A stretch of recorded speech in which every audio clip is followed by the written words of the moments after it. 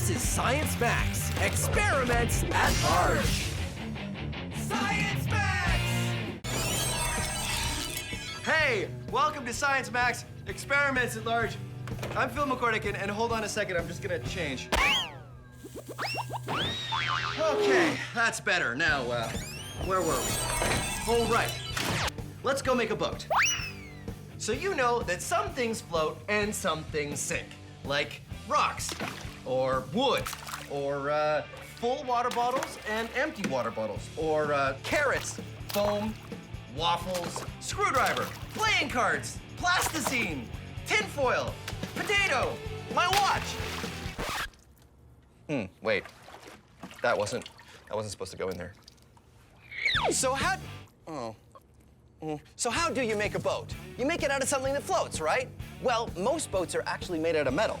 Tinfoil is metal and, well, it sinks. But if you fold tinfoil into a boat shape, it floats. And boats don't only float themselves, but they can hold people and cargo. In fact, there's container ships crossing the ocean at this very moment that are holding thousands of tons of cargo, and they're all made of metal, which doesn't float, it sinks. So how do boats do it? Are they magic? No, of course not. Boats are science. And here, you can be science maximites. Get some tinfoil and cut it into the same size pieces, and fold a couple different shapes of boats and see which one can hold the most weight before sinking. And now it's time to max it out. But before we do, here's how you can fold your own tinfoil boat in less than 15 seconds. First, take a square piece of tinfoil, then fold it in half. Fold one corner down and the other corner down. Then open it up and ta-da, you're done. If you want instructions on how to fold a more complicated boat, go to our website. I have a feeling I'm gonna need a few extra lab coats for this experiment. Like I was saying, let's max out the tinfoil boat and find out a little bit more about why boats float.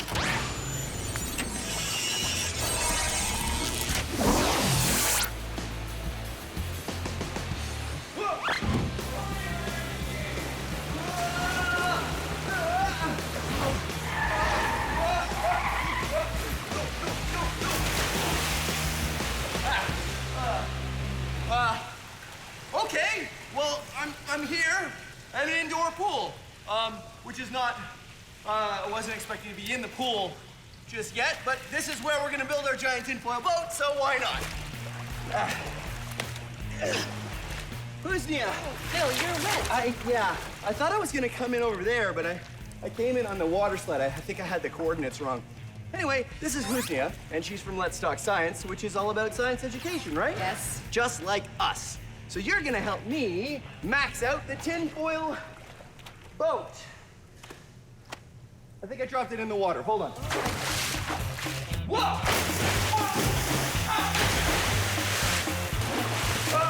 Here, where? There it is. The tinfoil boat. The tinfoil boat. Phil, this is a boat? Well, it looked a lot better before I came down the water slide, but that's the idea, and then we make it bigger. What do you think? I don't think it's gonna work, Phil. Oh, well, why not? Tinfoil is very thin, and it might not hold the shape of the boat. Well, I still think we should use tinfoil, though.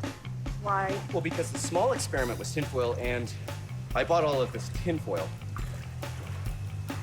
Then let's do it. Tinfoil? Tinfoil? Okay, high five. I will, I'll take the tinfoil, and you take that, and I'm gonna have to dry off at some point. Welcome to Shipbuilding for Pirates. I'm Swubby, and I've built some of the finest pirate ships for some of the finest pirates this side of the Caribbean. And I can teach you to do the same. But first, you need to know your basics. Mass and volume. Let's start with volume! But not that kind of volume. Which of these two chests do you think has more volume?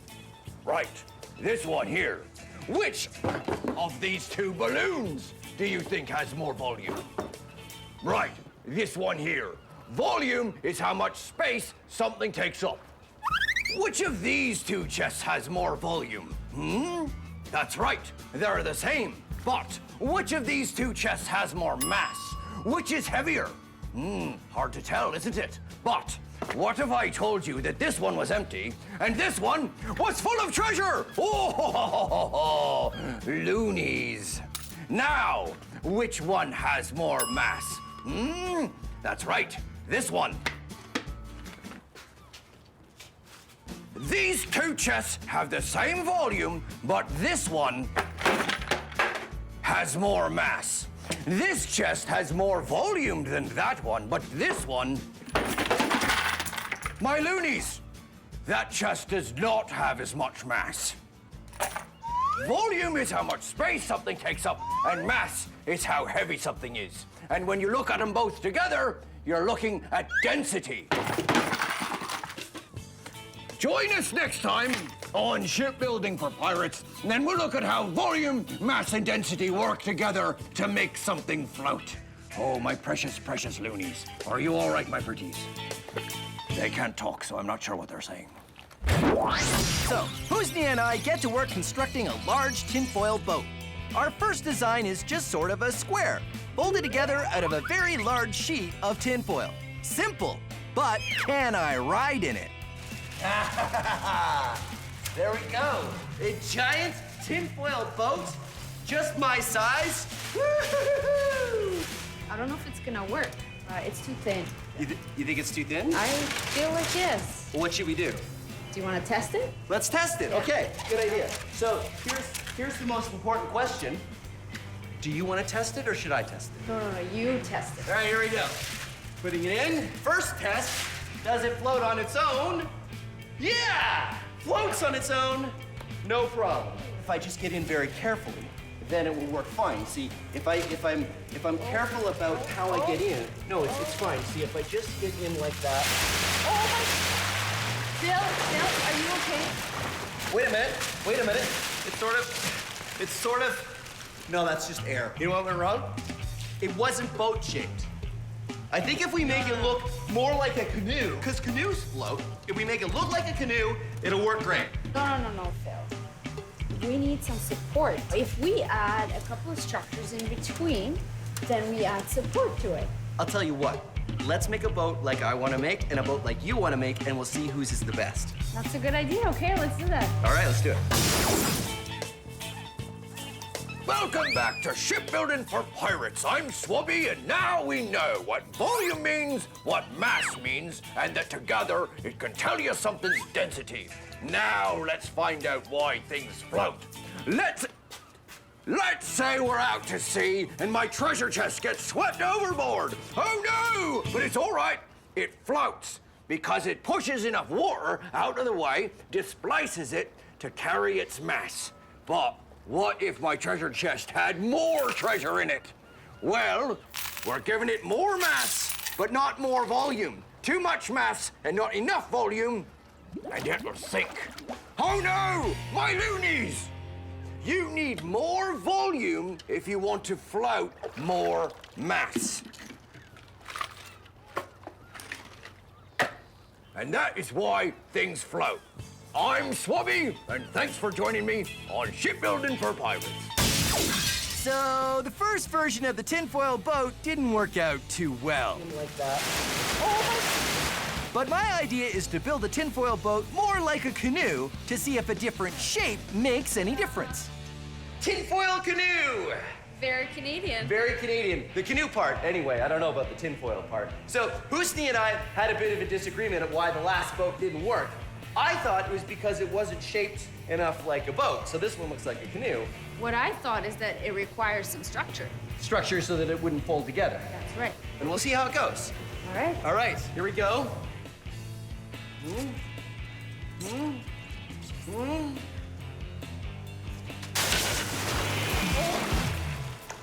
Did it work? Nope.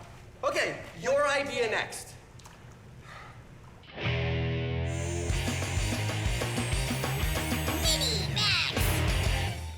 Did you know it's easier to float in salt water, like in the ocean, than it is in fresh water, like a lake or a pool?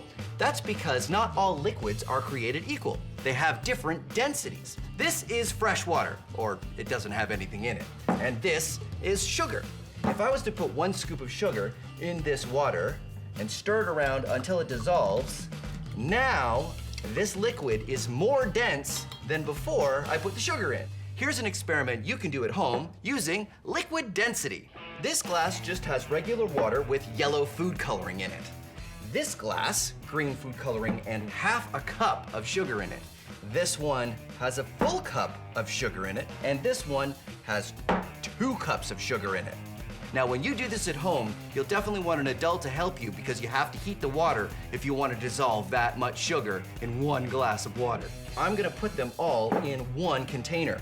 You can do this at home, and when you do, I suggest you use a very small container because you have to be very careful when you put the layers in. You can use a turkey baster or a straw. When you put your finger on top, the air pressure will hold the liquid in and you can just drop it in. But these kind of take some time, so I'm going to use the syringe of science. I'm gonna use the most dense liquid first because that's the one that's gonna want to be on the bottom. I carefully put it on the bottom of the container. The next layer, be very careful. And you'll see that the red and the blue aren't mixing because they have different densities. The blue is heavier than the red. We'll add the green, and you can see even when it drips into the red, it comes back up to the top because the green liquid isn't as dense as the red liquid, and the denser liquids push the lighter liquid up.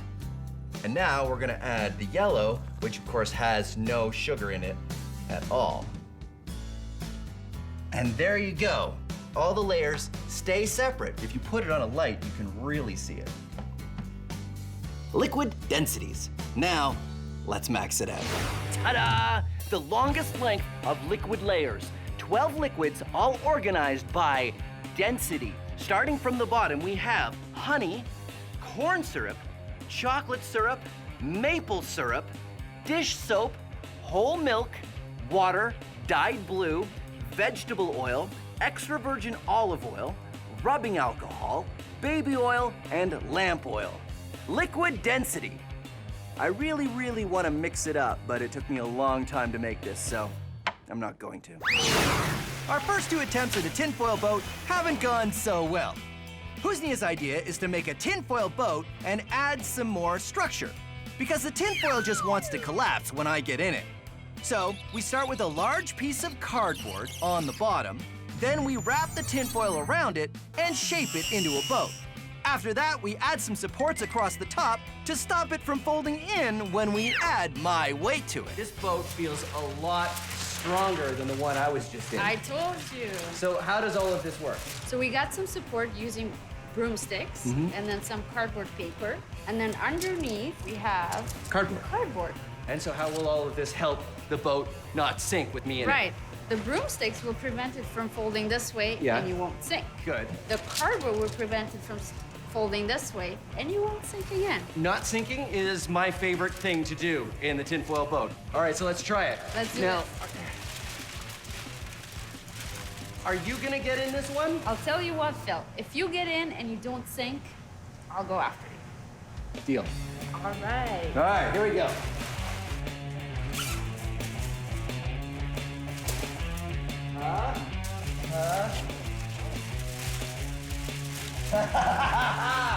It's sort of working. Oh no, water's coming in. It's sort of working. It's almost working. Uh-oh. Wow.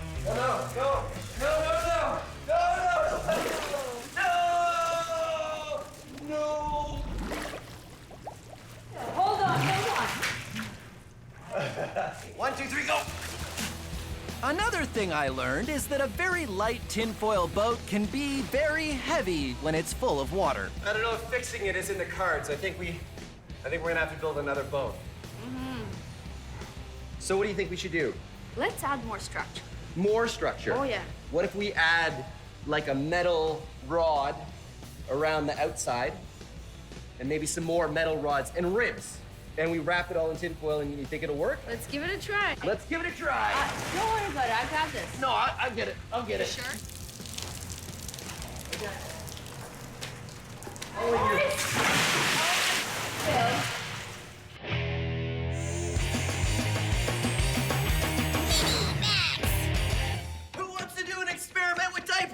Oh! No, I'm serious. You may have a little brother or sister at home, which means you probably know where you can find some diapers. But there are two things you need to remember. First, ask an adult if you can use the diapers for your experiment.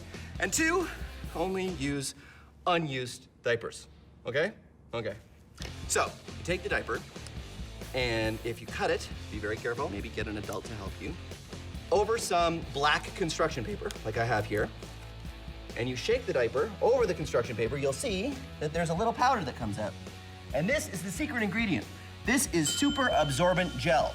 And what it does is it soaks up all the liquid, and diapers are full of them.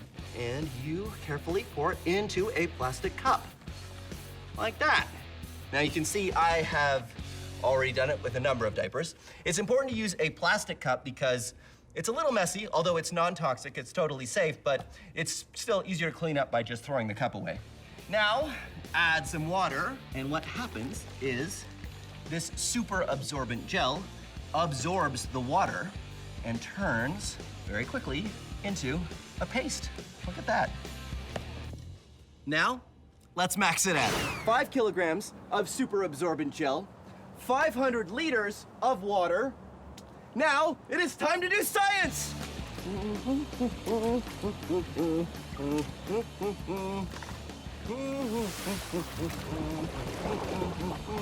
And I have my own stir stick.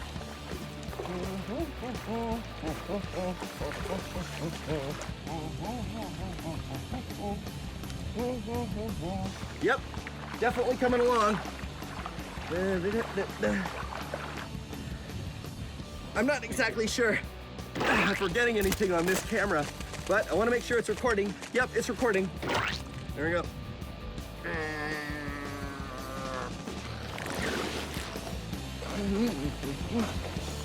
It is definitely turning solid. Well, there you go.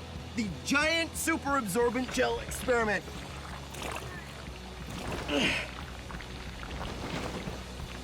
Corey, Trevor, I need some help getting out. How many outfits have I been through in this episode?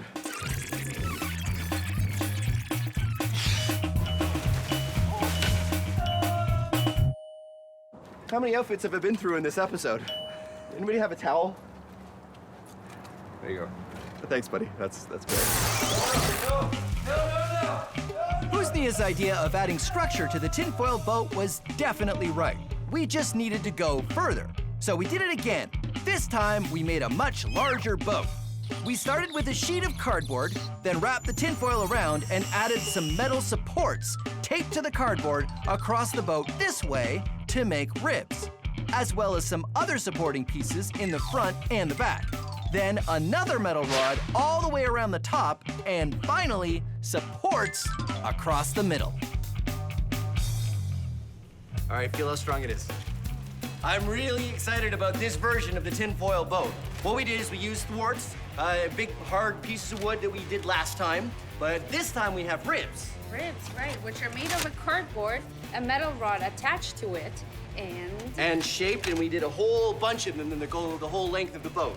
And then we used all of this bendable metal, and we have one that runs all the way around the gunnels, and a whole bunch that run down the inside, and we even used bike fenders at the front and the back of the boat to give it super rigidity so that it hopefully won't go like all the other boats have done so far.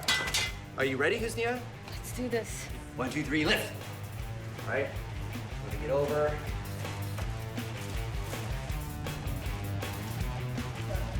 It floats, but that doesn't tell us anything because they've all floated at this point.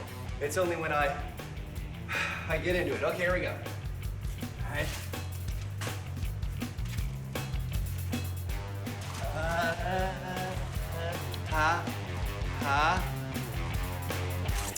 Hey! Hey, it works! All right. Oh, it's working. Ha ha ha ha! Look at that! It works perfectly. The tinfoil boat experiment has been done. Science Max, experiments at large. What do you think, Husnia? The only reason I got into this boat because I knew it's gonna work. Really? Oh, yeah. So you knew you would never get wet? See, I don't think that's fair. I think it's time that you got wet. I think we should go. I think you and I should just get wet right now. Just need Someone help.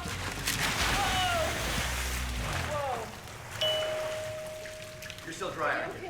That is so unfair. Welcome to Science Max Experiments at Large. I'm Phil McCordick, and today we're going to be building one of the most devastating, one of the most powerful machines known to medieval man, using a plastic spoon, among other things.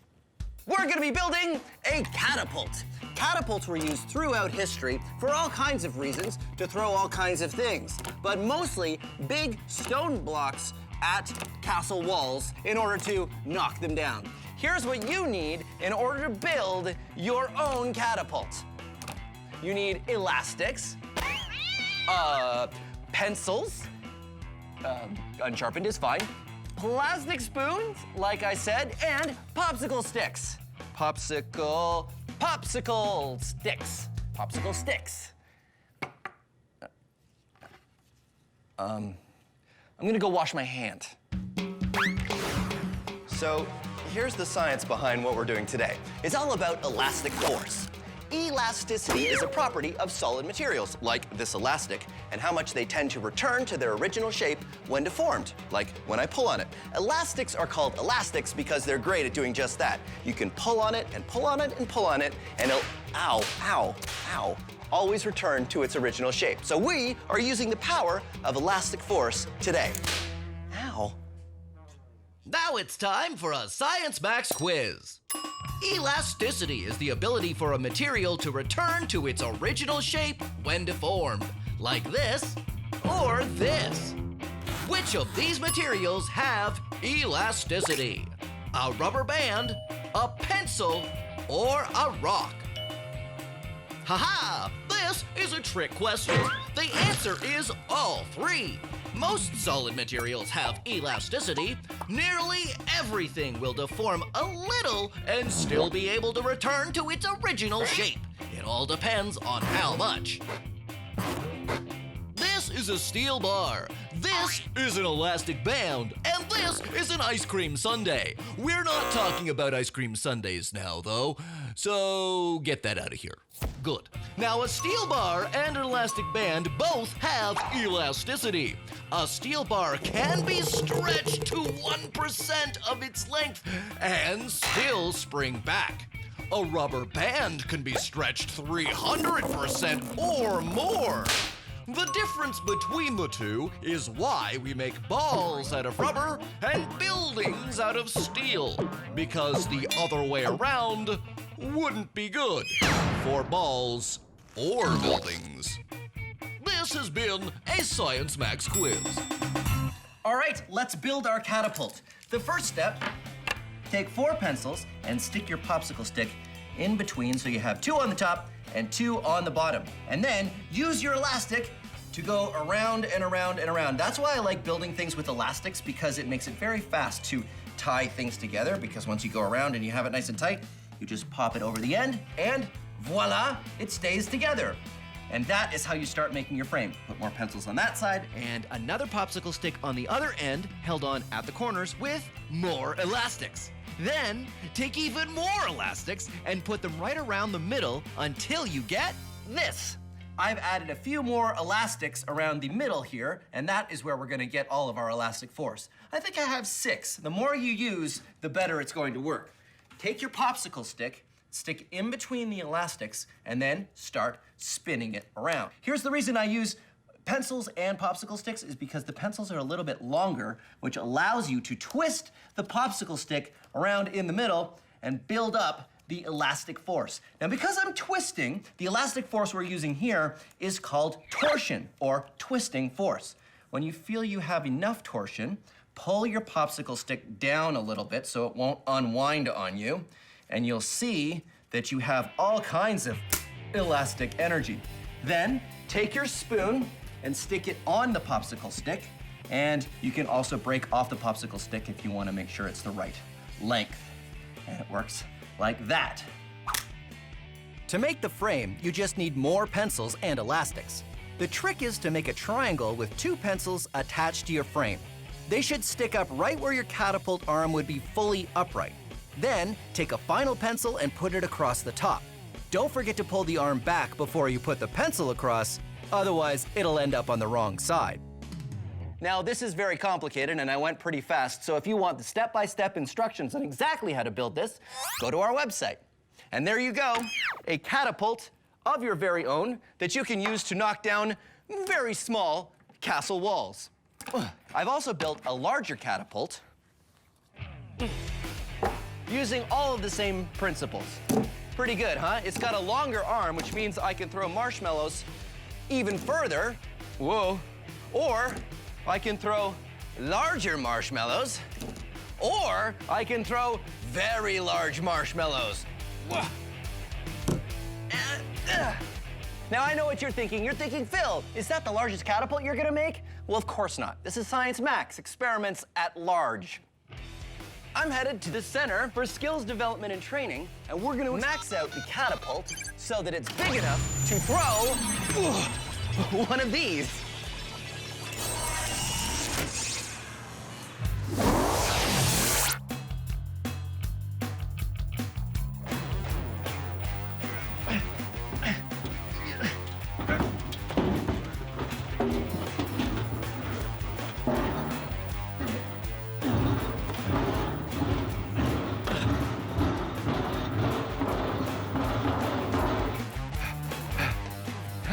Hey, Zach. Hey, Phil. How you doing? All right. This is Zach. He's a mechanical engineer, and you build machines for a living, right? That's right. Great, because I need help building a catapult. Okay, but what's with the pumpkin? Now, the pumpkin is what I want to throw out of the catapult. See, I figure we just take the small design and we just make it so that we can throw one of these. What do you think? You're gonna need a really big catapult. Yeah, and I'm also gonna need some really big elastics. Where do you get those? Well, in medieval times, they used rope to make large catapults. Oh, okay, well, rope is a lot easier to get, and that would be fine. And I want to make this arm as long as this piece of wood here. This is gonna be a huge catapult. It's a huge catapult. I guess we should build it outside, though, huh? Let's do it. Okay, it's over that way. Okay. I'll follow you. Sure, do you want a hand with that? No, I'm fine. You go ahead, and Okay. I'll just, maybe if you hold the door open for me, I could just hold, no, you know what, you go and I'll meet you. You sure you're good? Our full-size catapult is going to look a lot like the popsicle stick version. We start with a 4-sided frame and add some legs on the bottom. Our spoon is going to be replaced by a long throwing arm with a basket on the end. Then we need a really strong cross brace at the top to stop the arm. Just like in the small version, using a triangle shape is the best because triangles are very strong. Finally, we need something to wind around and around, which is going to give us our elastic force. Instead of elastics, we're going to be using rope for our catapult because rope has just the right amount of elasticity. But unlike medieval times, we're going to be catapulting pumpkins. Once Zach and I got it all put together, it looked like this. Okay, we have built a catapult. Check it out. It's pretty solid, and I think it's pretty amazing. And just like in the small catapult, we have our elastic force. But this time we're using rope, right, Zach? Yes. Okay, and rope will work as well as the elastic did in the small one? Yeah. All right, great. So what do? It's really loose now. We need to wind this up so that we put some tension into it. Go! The reason a catapult works is because the rope is twisted. The elasticity in the rope wants to unwind, which gives the catapult its power. Just like the small catapult, the more you wind it, the better it works. Good. Usually in medieval days, they had whole teams of people doing this job, but it's just me and Zach now. How you doing, Zach? All right. Okay. And then we clamp it on here. So the thing doesn't unwind, right? Yeah. Good. All right, now we have our pumpkin, and we're gonna fire our pumpkin in our castle wall, which is made out of cardboard boxes over there. Pumpkin. All right, here we go. Pulling the arm back. Oh, that elastic force is pretty strong. Okay. How do you think that pumpkin's a good size? Oh, it's pretty big. You think? Oh, a little too big. It's too big for our basket. Smaller pumpkin! Smaller pumpkin! I'll hold this. No rush, Zach. No rush. Okay, rush, Zach. Can't hold. Oh, yeah. Can't hold arm. Okay, ready? 1, 2, 3. It didn't work that well. No, not quite that well. Yeah, so Let's see. it went, and it flew, and it landed here, which is a little farther away from the wall than I'd like it to be. 1/3 of the way to the wall! I don't know if that's enough. What do we do to make it better? Well, the way we're throwing it right now, we just have the pumpkin in a, at the end of the arm. But if we make some kind of a sling so that we fling it as we're bringing it up. We make a sling? Yes. All right, I don't know how to make a sling, but you know how? Sure. All right, we'll make it, and then you can explain how it works. Yeah. All right, good. Let's put the pumpkin over here. We'll recycle it later. Max Historica. Good morrow to you. I am Lord Fillington III, and welcome to my medieval castle. Throughout history, lords and kings have built castles and walls to keep people out. I built my castle to protect my prize collection of snow globes. I have so very many, and they're all mine. Ha ha! Oh, hello! You down there! You can't come in. This is my castle. And throughout history, there have been people who've been wanting to get into those castles because Lord Fillington has been hogging all the snow globes, and I'd like to look at them. But the hard part is figuring out how to get into the castle, because I can't just come up to the wall and start hammering on it. Huh? Taste the wrath of my water balloon! Because if I get too close to the castle, he can get me. Ha ha ha ha! Fortunately, there's this thing called a catapult. Oh, fiddlesticks. They have a catapult. What you do is you put something heavy in the end here, and the catapult fires it at the walls of the castle, knocks them down, all from far enough away that the people in the castle can't get to you. Ah! Oh, I surrender! Don't knock my walls down! It'll take me all week to fix them. Oh. All right, you can have a snow globe. Oh. And that's how catapults were used in history. Oh, so beautiful. Back to our maxed out catapult. Our first design threw a pumpkin just like it was supposed to, except it only threw it 1/3 of the way to the wall. Now Zach and I are planning to outfit the catapult with a sling. The sling attaches to the end of the throwing arm and gives the pumpkin a lot more distance to travel. Because the pumpkin is traveling a longer distance in the same amount of time, it will be going faster, which will hopefully get it to the wall, or at least a lot farther than before. So we built this sling. How does this work, Zach? Well, we've got one end tied here. Yeah. And then we put the pumpkin in here. Wait. Okay, pulling arm down. Pulling arm down. Okay, yeah, now what? Now we put the pumpkin in here. Put the pumpkin in there. Yeah. And then we loop this over the back of the, over that. As the throwing arm goes up, this will slide off the back of the throwing arm and it will release the pumpkin. All right, you're the expert. I believe you. Let's try it out. 3, 2, 1. Whoa! Okay, that Better. works really well. You know what the problem is, though? We still don't have enough oomph. Yeah, it needs more power. So what do we do? I don't know if we can crank that rope anymore. I think we're at the limit of our rope power, but if we added some more elastic, I thought we weren't going to use elastic. well, we used elastics in our small demo model, so what if we use some more? We have elastics? I don't know Yeah, if we brought have... some in here just in case. What's this? It's surgical tubing. It's like a giant elastic. Well, I guess this is elastic force. So do we twist here it we around can- at the bottom there? Well, we or- just wrap it around the throwing arm like this. And, Oh, I see. So we tie Yeah. it here, yeah, we just need a lot more, and then we pull this, and it would be. Oh, yeah, that would Yeah. make a lot more. So we just need a lot more of this elastic. What is this again? surgical tubing. Surgical tubing. It's like a giant elastic. Fantastic. All right. Goggles on. Goggles on. Yes. Yes.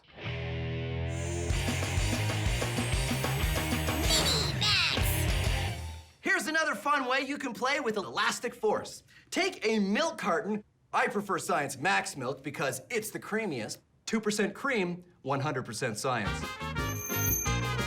Wrap some elastic bands around it with some popsicle sticks on the bottom, sort of like feet. Then take some clamshell packaging, which wraps just about anything you buy nowadays, and cut out a square or a rectangle. Then wrap some tape around that square with an elastic in it, and put the elastic on the feet of your milk carton.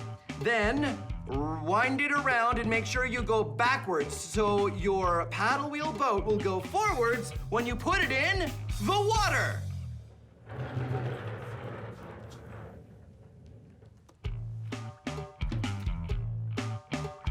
And there you go, a paddle wheel boat. Now it is time to max it out. Ahoy, the SS maxed out elastic force paddle wheel boat mattress. I need a better name. But I've made a giant paddle wheel boat that will work on elastic force because I've got surgical tubing as my elastics, and that's an air mattress. And then I use some lumber to hold it all together. And of course I need a paddle wheel, and what better thing to use in a pool than a flutterboard. Okay, here we go. So normally you're not allowed to wear your clothes and your shoes in the pool, but I got special permission because of science. Besides, I'm not worried at all, so I didn't wear my swimming outfit because I figure I can totally do this entire experiment without even getting wet. That is how confident I am.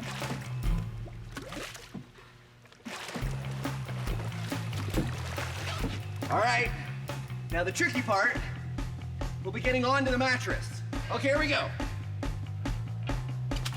Ha-ha! Whoa. Ha-ha! The SS Science! Hey, SS Science, that's a great name for this. Look, it works great, and I managed to stay totally dry. Huh? Well, almost. Whoa, oh, oh. Haha, you thought I was gonna fall in the pool, but I didn't. Uh-oh.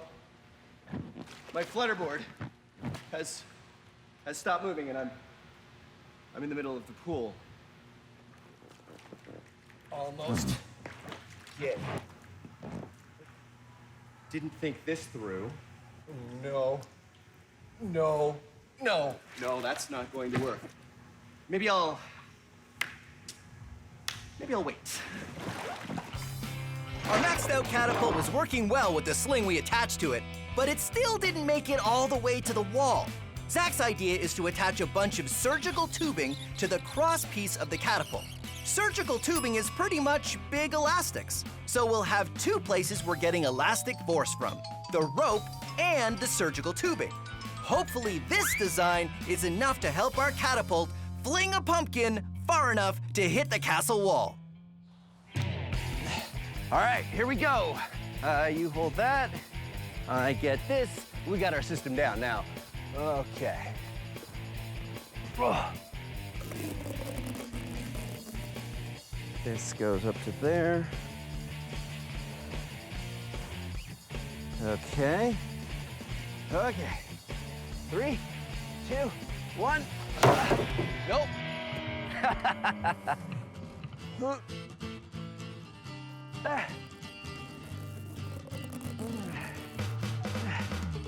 One, 2, 3. Oh! Oh! It went too far. It went too far. That's so good. Oh man. Right. Okay, so all we gotta do is move the catapult back. So you get that side, I'll get this side, and we'll move the catapult. See, now our catapult is too good. We gotta back it away from the castle. All right, let's go again. Aha, pumpkin. Pumpkin. Pulling arm back. Pulling arm back. Grunting. Loading. Pumpkin. Hooking rope on arm. Hooking rope on arm. More grunting. More grunting. Pulling back strongly. 1, 2, 3. Oh. Oh. Oh, wow. Woo. We're inside the castle. We're still inside the castle. Oh, man. It's an excellent shot, though. So what do we do? Move the catapult back? Yeah. Move the catapult back! What about here? Here. Here we go again. Pumpkin! pumpkin. Loading arm. Loading arm.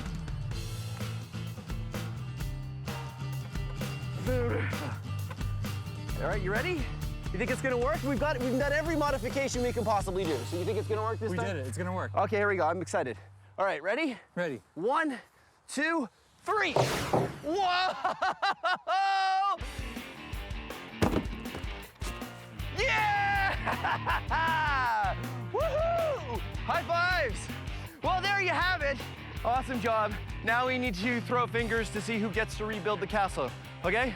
1, 2, 3. Oh, thanks very much for joining us. Let's take a break, I'll rebuild the castle. You see, this is exactly how catapults used to work. They'd hit the same part of the wall over and over until they made a big hole, and that would weaken the wall. Fortunately for me, it's really easy to fix. Just put this right in here. Oh, man.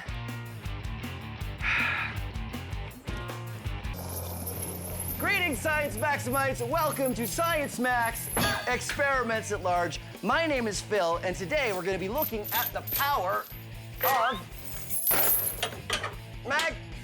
magnets. You see, magnets are fun things to experiment with because they are really, they're really interesting. This magnet that I've got here is a neodymium magnet, or a rare earth magnet. It's one of the strongest magnets you can get. A magnet is an object that is attracted to anything that is ferromagnetic, which is iron, nickel, or cobalt. And magnets are interesting because they have two sides. There are two poles. I'd show you, but I can't get the chain off. Hold on one second. Ha-ha! There are two. Oh, no.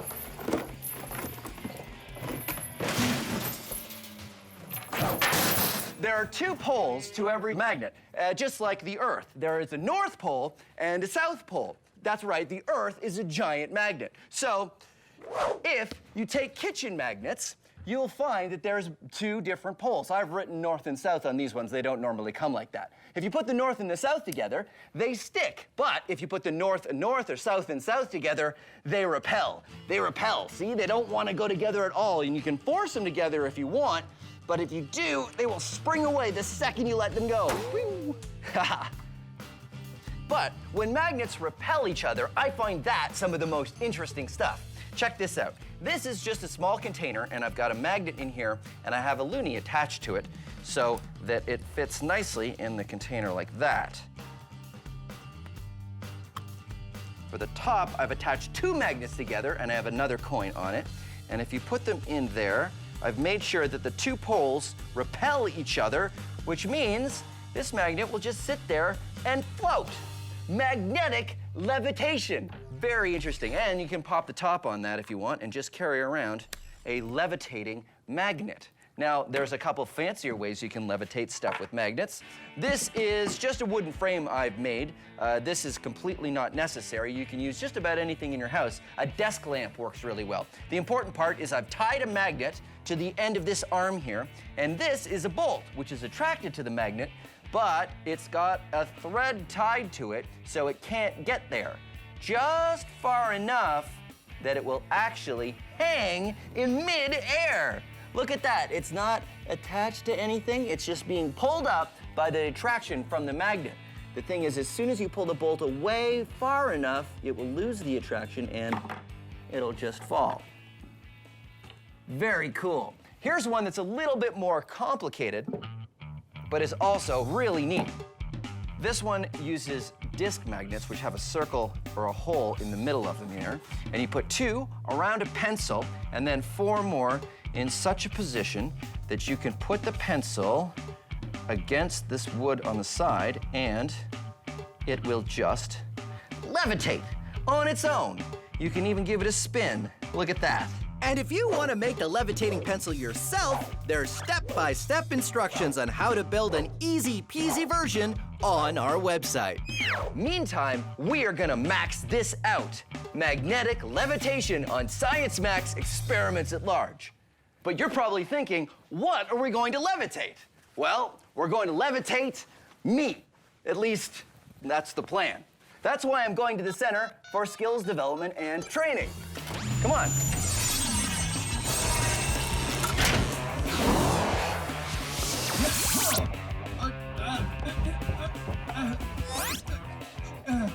Okay, who turned out the lights?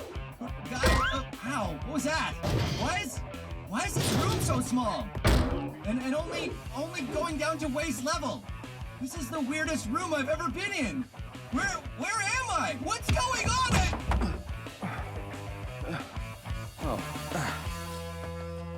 Hey, Matt. Hi, Phil. This is Matt. He's from Jobmaster Magnets. Now, you guys use lots of big magnets, right? That's right, we do. Awesome. So maybe you could help me max out this. Wow. You did a great job of building the levitating pencil experiment. Yeah, so what's going on here exactly? Well, all magnets have at least a north and a south pole. Right. And when you put like poles together, they want to repel. Oh, okay. So have you ever levitated a person? Not yet. Well, let's do it. All right. Do you think we can use these? We can try. Okay, well, put that one on the ground. And, okay, so north, and I'll put the north one on my foot here. And then if I just step, oh, wait a minute. If I step, stop moving. If I step on the, okay, well, first of all, this magnet keeps sort of moving away from me when I try to push down on it.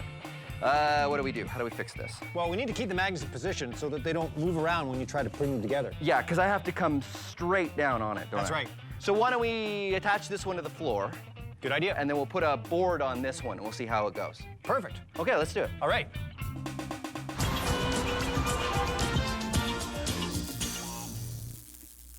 This is a magnet. This is a magnet. This is a magnet. This is a shoe. What's the difference? To know that, you have to know your magnets. This is a donut. It does not stick to this magnet. This is a spoon. It sticks to this magnet. These paper clips stick to this magnet. This shoe does not. So what is attracted to magnets? Only things that are ferromagnetic. Here's the difference. Horseshoe, horseshoe magnet. This one is a magnet. This one is not. But the horseshoe sticks to the horseshoe magnet because this one's a magnet and this one is ferromagnetic. Only things that are ferromagnetic are attracted to magnets. Things that are not attracted to magnets, they're not ferromagnetic. Plastic, banana, mitten, sandwich, magazine. No, but how do you know? Do you go around the world sticking a magnet to every single thing one at a time? Hey, Ma, I need you to come over. I need to see if you're ferromagnetic. No, ferromagnetic. No, you don't need to do that. First of all, only metals are ferromagnetic. So that eliminates all your clothing, your luncheon meats, your magazines, what have you. Everything that's non-metal, you don't need to worry about. Never mind, Ma, it doesn't matter. But this clock is metal. It doesn't stick. Well, not all metals are ferromagnetic. Mainly just the ones with iron, nickel, or cobalt. And there you have it. Now you know your magnets. I hit the phone on the magnet there. Okay, can you hear me, Ma? Hang up the phone. Hang up the phone, Ma. My first attempt at levitating had the magnets sliding all over. So the plan is to take the bottom magnet and attach it to a big wooden board so it won't go anywhere. Then attach another plank to the top magnet to make it a little easier to stand on. Okay, is definitely attached to the floor. Thank you. All right, now, if I just get this lined up, whoa, look at that. It could totally, oh, wait a minute, totally, it doesn't want to stay put. Oh, wait a minute. They levitate. Come on. Levitate. Why doesn't it want to stay? It just doesn't. Should I stand on it? Okay, I'll stand on it. Here we go. And. Am I levitating? No. No. So why isn't this working? Well, just like your pencil experiment, we need a shaft through the center to hold the magnets in position. Oh yeah, maybe we could use like a ring magnet. Yes. That like we used with the pencil. Right. And And we're gonna need stronger magnets. we're gonna need stronger magnets. Are the ring magnets strong? Yes, they can be. Awesome. All right, let's do it. All right. Now it's time for a Science Max quiz. Which one of these things do we have magnetism to thank for? Birds flying south in the winter, music, or a sandwich? If you picked A, you're right. Some birds migrate in the spring and fall using the Earth's magnetic field. Many animals can sense the Earth's magnetic field and use it to navigate. Migrating birds fly hundreds or thousands of kilometers north or south when they migrate in the spring and fall. A compass works the same way, by using magnetism to point to the Earth's magnetic North Pole. But if you picked B, music, you're right! Here's some music. The way you're hearing this music is because the musicians recorded their instruments using microphones, which use magnets. And then the signal was translated by a computer and stored on its hard drive, which uses magnets. Then it was broadcast to your TV and comes out your speakers, which use, you guessed it, magnets. And for those of you who said you have magnetism to thank for your sandwich, well, you're right. You see, you'd probably go to the kitchen to make that sandwich, right? Well, I'm guessing you got all of the tasty ingredients from your refrigerator? Well, it works on electricity, which is produced by magnets. And then there's an electric motor in the fridge that circulates the air and keeps it cool. And guess what? Magnets. And finally, the door on your fridge stays closed because the door has magnets. So there you go. You can thank magnetism for birds flying south, music, and your sandwich. It just goes to show, when you're talking about magnets, everybody wins because magnets are everywhere. This has been a Science Max quiz.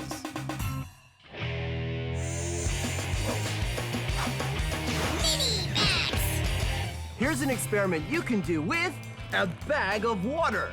Take a sharpened pencil and carefully push it through the bag. If you do it carefully, it won't spill. The reason this works is because the bag is made of polymers, long stretchy chains of molecules, and also because the pressure of the water against the pencil prevents any water from spilling out. Now, we're gonna max it out. This is a very large bag of water, and here I have some very large pencils. You ready? Oh.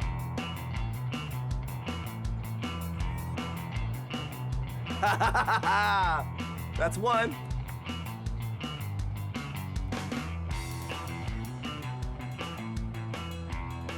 That's two. Here we go. Should I go from the bottom?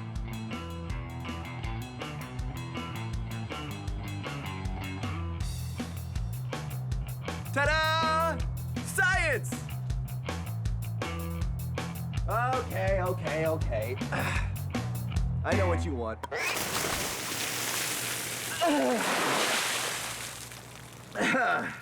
Like I was saying, science! Turns out trying to balance two repelling magnets on top of each other is pretty much impossible. Here's why. This is a magnet, and here is the magnetic field. It's often drawn with lines like this, but actually the magnetic field radiates out in all directions. Really, think of the magnetic field kind of like a ball. When you try to balance another magnet on top of the first magnet, it's about as hard as balancing one ball on top of another ball. So here's the plan. Just like the levitating pencil, we're going to use ring magnets because we can put a shaft through the center of one ring, then drop another ring magnet on the shaft. It will keep them perfectly aligned. Then it's just a matter of putting the bottom magnet on a board to keep it stable and using another board so I can stand on it and ta-da, magnetic levitation! Or at least that's the plan. Okay. Board, Magnets. magnets. Ooh, look at that. Awesome. And now I'm gonna put the platform on. Nice. I got some weights here. Let's see how this works. Yeah. This is gonna work amazing. All right, think I should try it? Give it a try. Okay. Here we go. Yeah! I'm doing it! I'm levitating! What? Just a little bit. Oh, really? Yeah. So, yeah, what do we do? We need more power. More power? I like that idea. How do we give it more power? More shafts, more magnets. Okay, sure. Well, why don't we do 1, 2, 3, 4 shafts, and then we'll have magnets on all the shafts. Great idea. All right. Let's do it.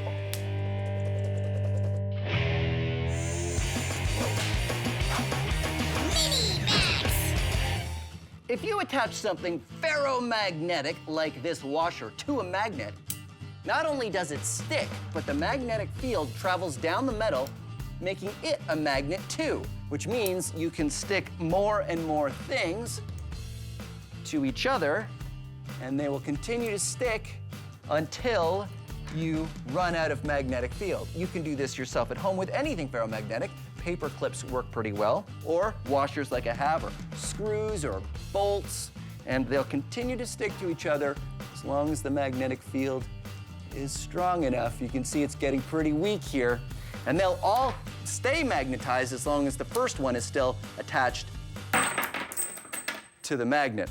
But if you want to go even further, all you need to do is keep adding more magnets to reinforce the magnetic field. I've got a few here, like this. Get the chain started, like that. And then I've got a magnet attached to this washer, so it will keep the magnetic field strong. And I continue to add one magnet, one washer, and we'll just see how far I can go.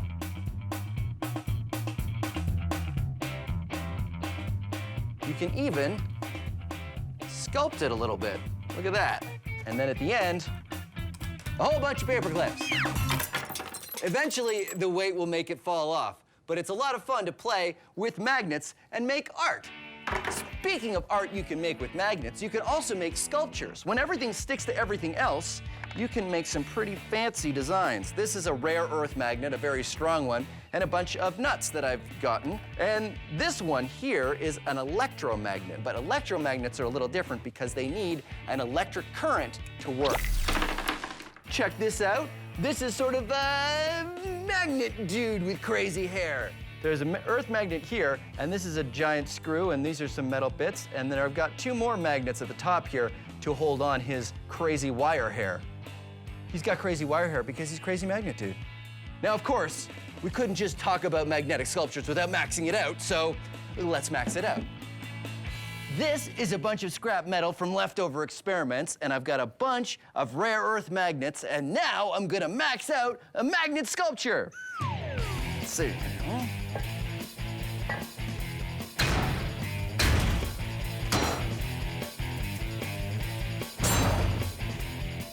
There you go, a maxed out magnet, me! I made this guy out of metal pipes with earth magnets in between, and these are his arms attached, of course, with magnets. His hand, his little metal pieces attached with magnet. Steel wool for the hair, and of course, hat, non-magnetic. All right, here we go, ready?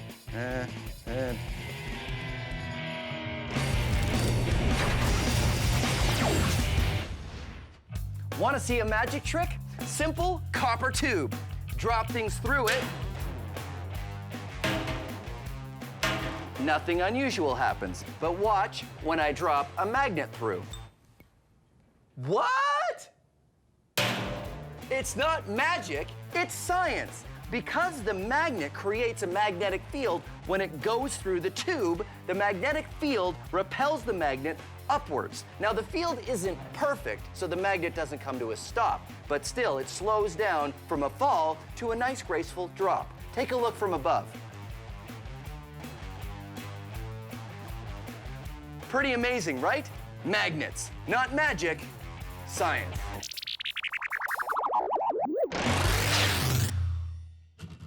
So I've managed to levitate on some magnets, but just barely.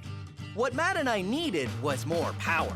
So instead of having one shaft and one pair of ring magnets, we're going to use a larger board and put a shaft on each corner.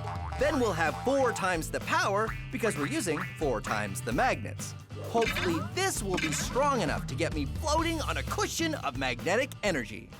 And magnets? Magnets. Okay, here we go. This is gonna work great. And top board. Ooh, what do you think? Looks great. Yeah. Okay, here we go. Matt? You're levitating. I'm levitating! Woohoo! All right. It feels cool. It sort of feels like surfing a little bit. All right, thank you so much, Matt. That was amazing. And there you have it. Science Max, experiments at large, magnetic levitation. You know, I'm surprised we could do an entire episode on magnets, and we never actually got them so close to the camera that the camera went all weird, because cameras and magnets, they don't, oh dear. No, that's okay. I can fix this. If I just maybe, no.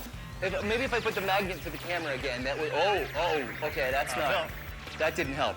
Oh, okay, well, thanks very much for watching Science Max, experiments at large, and we'll see you again as soon as we get into the camera. Greetings, Science Maximites!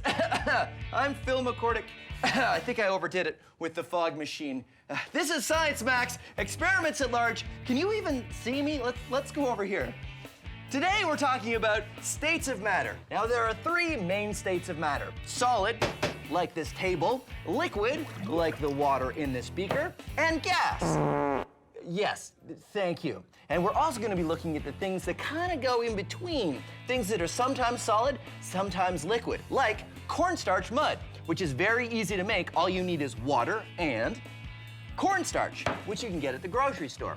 Mix it up however much you want. Just remember, 2 parts cornstarch to 1 part water. Twice as much of this than you have of that. Very easy. Mix it up and you get cornstarch mud, which sort of seems like a liquid unless you hit it.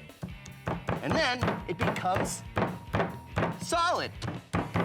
But if I pour it, it's a liquid. Even if I hold it in my hand and I hit it really fast, it turns into a ball, and it will stay in a ball as long as I keep hitting it or squeezing it. But soon as I stop, it turns into a liquid again. Now, we're gonna max this out. We'll go through the portal and learn more about solids, liquids, and gases. Yeah, right. That's why I'm going to the Center for Skills Development and Training. Oh, no, wait, that's the code for the fog machine. Wait, stop. Stop, it seems to be stuck. Oh, never mind. I'll fix it later.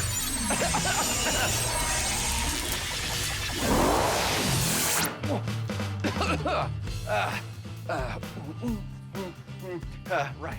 Hey, Judy, how are you? Hi, Phil, how are you? Good. Judy is going for her PhD in chemistry, right? Yes. Fantastic, because that means you can explain cornstarch mud to me. Now, is this a solid or is it a liquid? Well, it kind of has properties of both. It's called a non-Newtonian fluid, so that makes it a liquid. A liquid? Well, I mean, it pours like a liquid, but when you hit it, it's a solid. So why does it turn solid when you hit it? So when you're pouring it, the particles are still far apart, so they can't interact with each other, and so they stay a liquid. But when you're hitting it, you're jamming the particles together, and they line up to become a solid. Now, does it still work the same way if we have a lot more of it? It should. Great, because I've got this 20-kilogram bag of cornstarch, and I have 34 more of them. Wow, that's a lot. But I think you'll need a much bigger container. Much bigger container, great.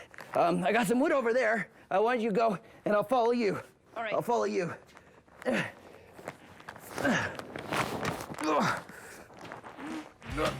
I'm coming.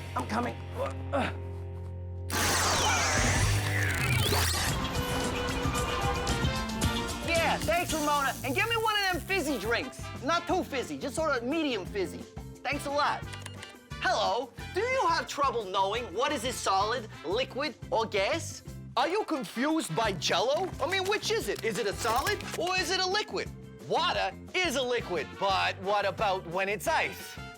Well, you gotta know your states of matter. There are three main states of matter: solid, liquid, and gas. And there are three rules that you need to figure out which one of them is which. Does it flow? Does it fit the shape of its container? And can you squeeze it?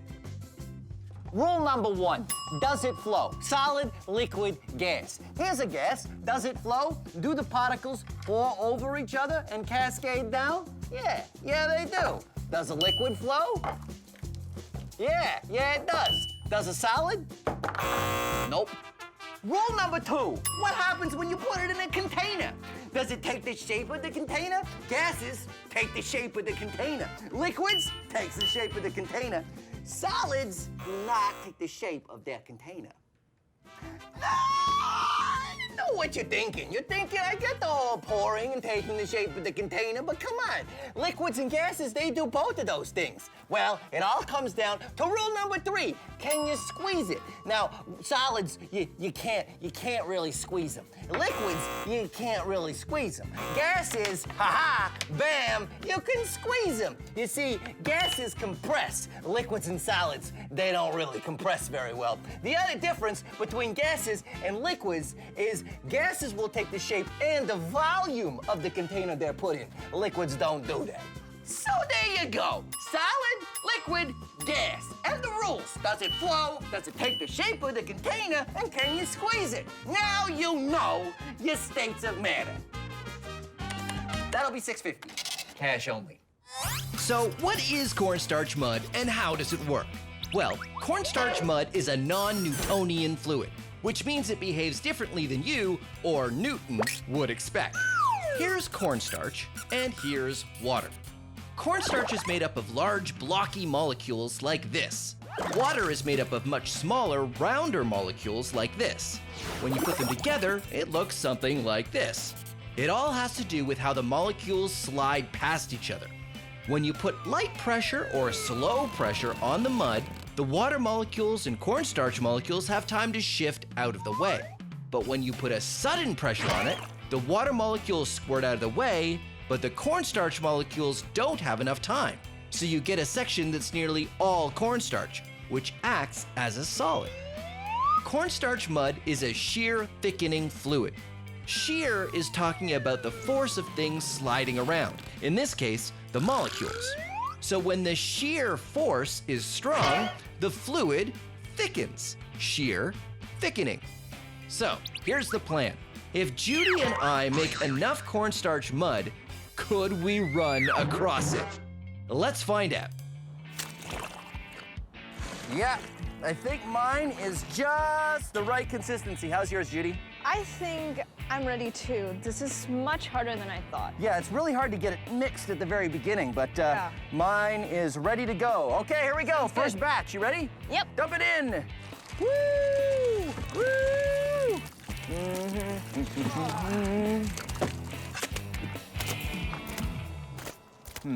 I thought that would be more. I thought so too. It's really not filling this up very much, is it? No. Huh, that's a lot of cornstarch. This is great, but I think we're gonna have to go a little faster than this. I think we need some sort of mixing device.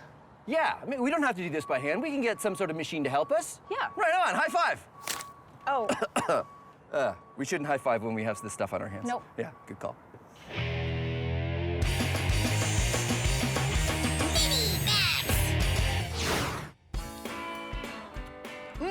This science is delicious. This is rock candy. It's basically crystallized sugar, and you make it by turning a solid into a liquid and then back to a solid again. Here's how you can make it at home. You need a container that you're not gonna need for a while, and some water, some sugar. You can use brown or white. I like to use brown. And an adult. Here's why you need an adult. You want to dissolve 3 cups of sugar into every cup of water. And you can't do that unless you heat the water. So get an adult, a saucepan, and heat the water up, pour the sugar in, and keep stirring until it's all dissolved. Then pour it in your container and let it cool down. Then you'll need a shish kebab skewer, which is something you can get at the grocery store. Cut it down to the right size so it fits nicely into your container. And then dunk it in your sugar and get some crystals coated around the stick. These are seed crystals, and they get the whole process started. And now you have to wait for these to dry, otherwise they'll just fall off the stick when you put it in the water. So I've got one here that has dried out. You'll also want something to keep it from falling in the top of the container, so I'm going to use a clothespin. Put it in there and dunk it in the container like that. And now for the final step, if you want, you can add food coloring. I like to use red because it reminds me of science. And I'm going to use the stick to actually stir that up a little bit. There we go. Now, the dissolved sugar crystals in the water will slowly grow on the crystals that are already attached to the stick, and it will eventually grow into a rock candy pop. But it takes about a week. No, I'm just kidding. I've already got one that's standing by. Here we go. This one has been growing for about 7 days. And there you go, rock candy. Delicious science. Now, how can we make this any better? I mean, it's crystallized sugar. It doesn't get any more maxed out than that, does it?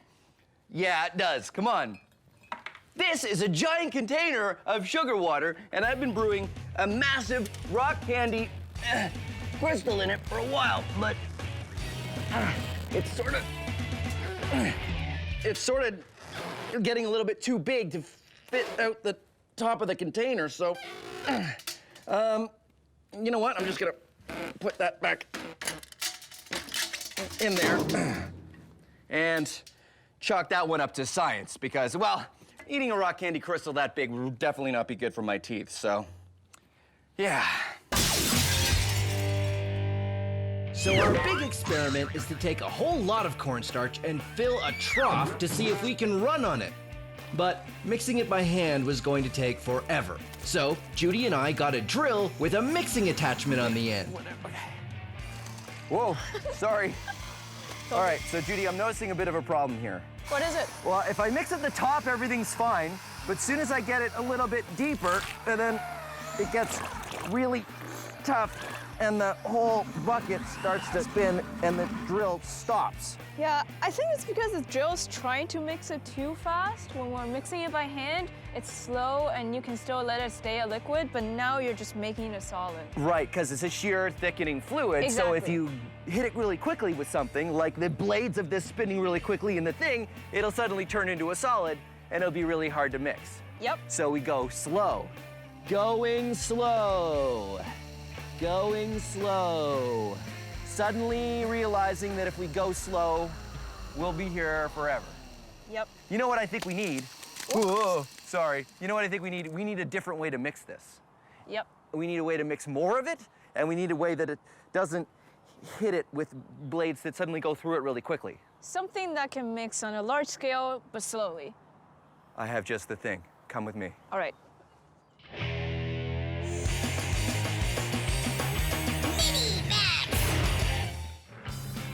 The interesting thing about bubbles is they're a gas surrounded by a liquid. So get some dish soap and some water, and then be science maximites and find things around the house that you can make bubbles out of. Just about anything that has holes will do. Or I like this one. I call it the loud bubble.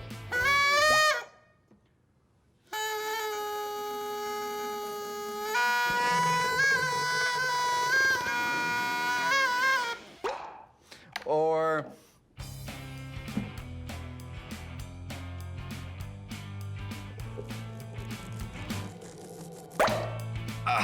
now it's time to max it out. I'm here at the Ontario Science Centre, and this is Anthony. Hey, Anthony. Hey, how's it going? Good. So you are amazing at bubbles. I am. I've been practicing for a while. Let's get started. Okay. You're gonna make an okie dokie sign like this. Uh-huh. You're gonna dip it right into our bubble solution. Come on, get right in Okay, there, right right in in. there. Make sure you get it all. Oh, that's a little too much. Well, That's then I good. can make 2. And then you're gonna keep that okie dokie sign. You're gonna blow very gently.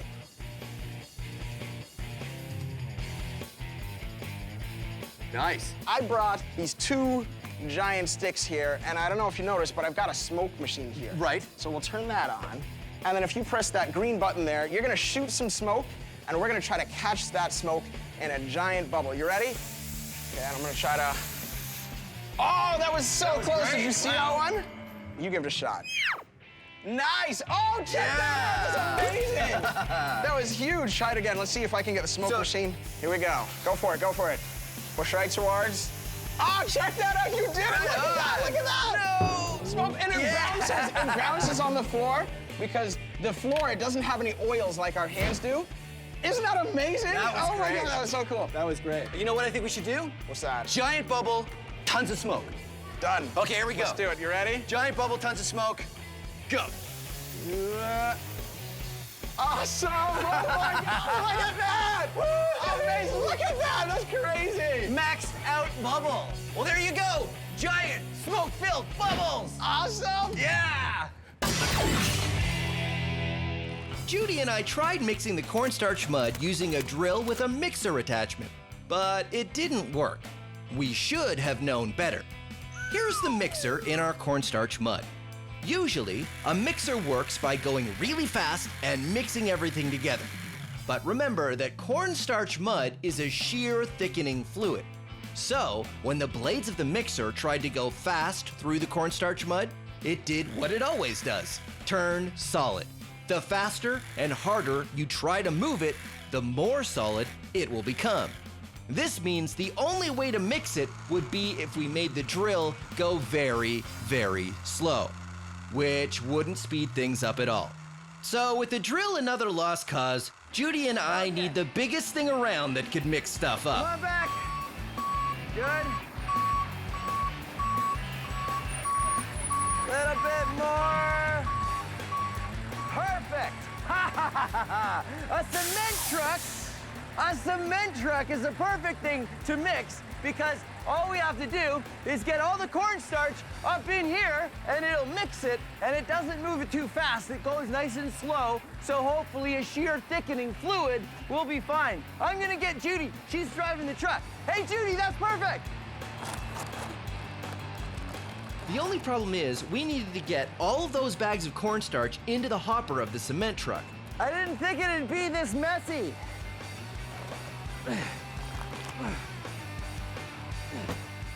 We needed to call the entire Science Max build team to help us out.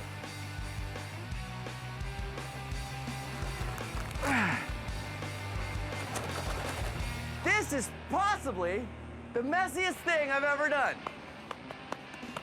Awesome! Woo. Hey, Judy, you wanna lift up any bags?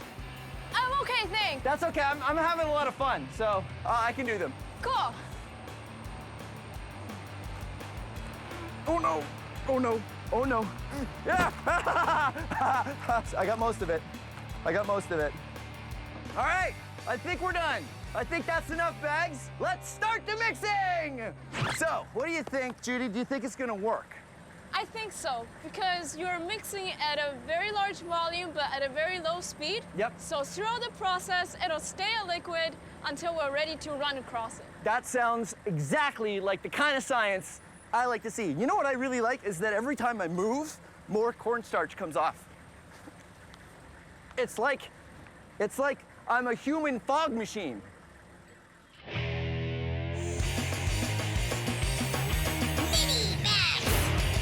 This is liquid nitrogen. Nitrogen makes up most of the air we breathe, but if you get it really, really cold, it turns into a liquid. The fun thing is you can use it to make other things really, really cold too, like this banana. I have frozen this banana solid thanks to the liquid nitrogen, and normally a mushy banana would not be able to hammer in a nail, but whoa, because it's frozen, I can hammer this nail into this block of wood.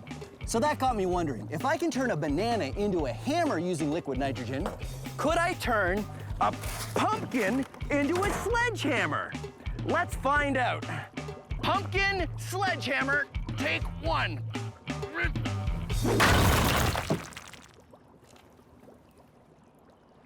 No, I think the answer is no. You cannot turn a pumpkin into a sledgehammer with liquid nitrogen. All you can do is make a really, really big mess. I'm gonna have to clean this up, aren't I? Now we have a cement truck to help us do the mixing for our cornstarch mud. After making a giant mess getting the cornstarch into the cement truck, it's time to see if it worked. Hey, Phil, how's it going? Yeah, it looks like it's mixing pretty well. I'm really glad we are not doing this by hand, because it did take a really long time. We've almost got it at the right consistency, but it's taken some time. But it's getting a little dark out, Judy. I don't know, do you want to quit and go home? No. Of course not. That's not what we do in science.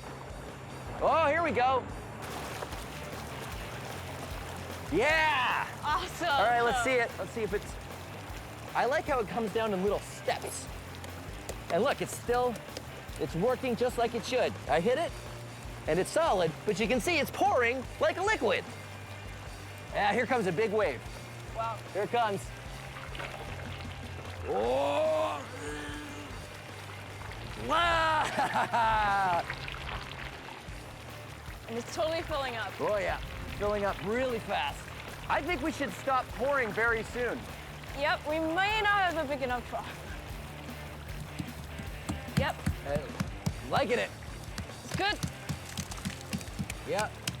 I think it's time. It's not even done pouring, but I'm gonna try it. Okay, you ready? Whoa.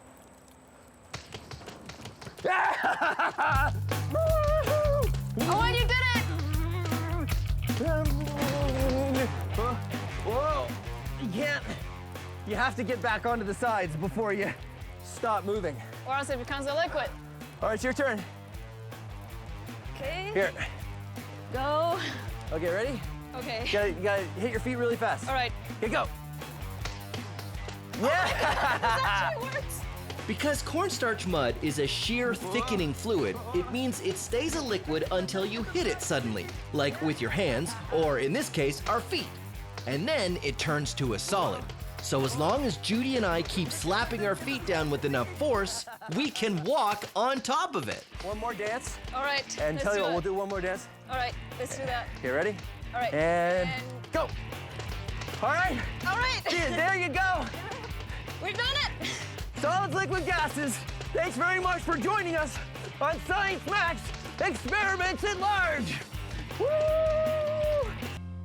Greetings, Science Maximites! I am Phil McCordick, and this is Science Max Experiments at Large. Today, we're going to be experimenting with the balloon-powered car. Here's how it works. Woohoo! It all has to do with Newton's third law. Newton's third law. For every action, there is an equal and opposite reaction. We don't have to do this now. This is all for later. We can build the cars first, and then we can, let's go over here.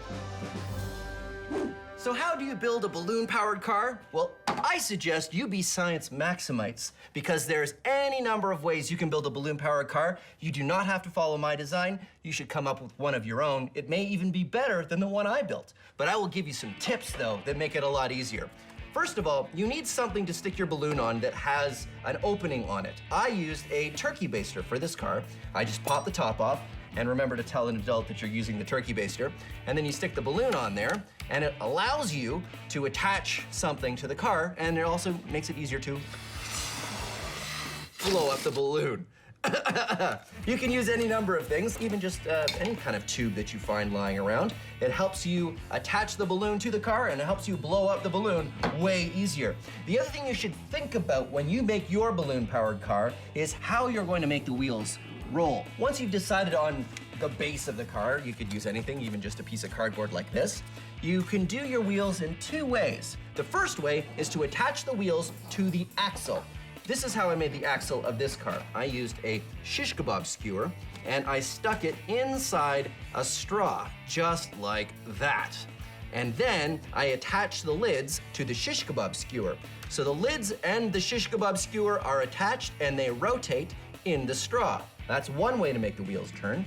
The other way is to tape down the axle or whatever you're going to use and have the wheels spin around on the axle. Two great ways to make your wheels turn, and it really kind of depends on the wheels you're using. You can make your own design and keep refining it and making it better and faster, or do what I like to do and make a whole bunch of different cars. So we've got this one. This one I made out of paper plates, and this is a snorkel. Awesome. This one is the rock car, because there's a rock on it. I've got the dragster model. It's a long broom handle, and it might not work that well, but who knows? And this is my favorite design. It's made out of waffles and an ice cube tray. This is why I make a whole bunch of different cars, because I can race them. Sunday, Sunday, Sunday at the Science Maxidrome. It's the balloon-powered car winner-take-all drag race of awesome. First up, the Eliminator.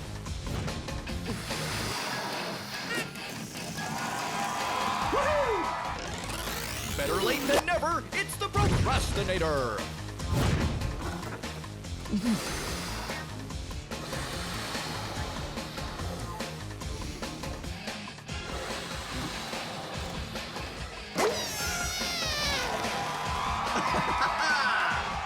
Crushing the competition, it's the Terminator!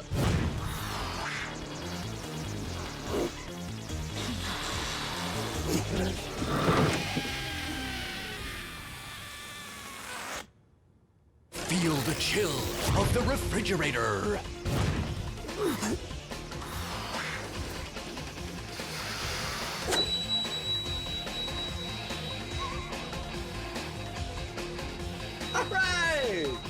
And last but not least, the, regurgitator!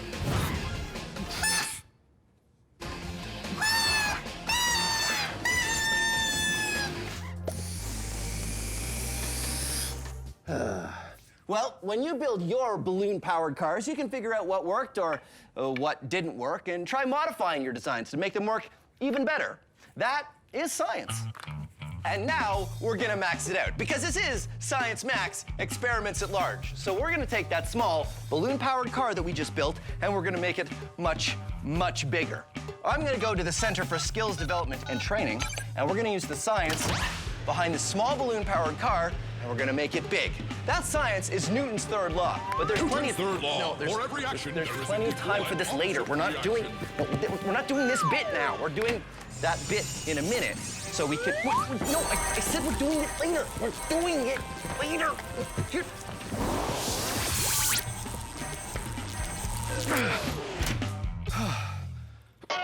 Whoa. Hi, Sarah. Hi, Phil. This is Sarah, and she's got a master's degree in physics from McMaster University. That's right. And we're gonna be talking about Newton's third law. Oh, look out, duck. Sorry. There was a sign that kept coming in. Never mind.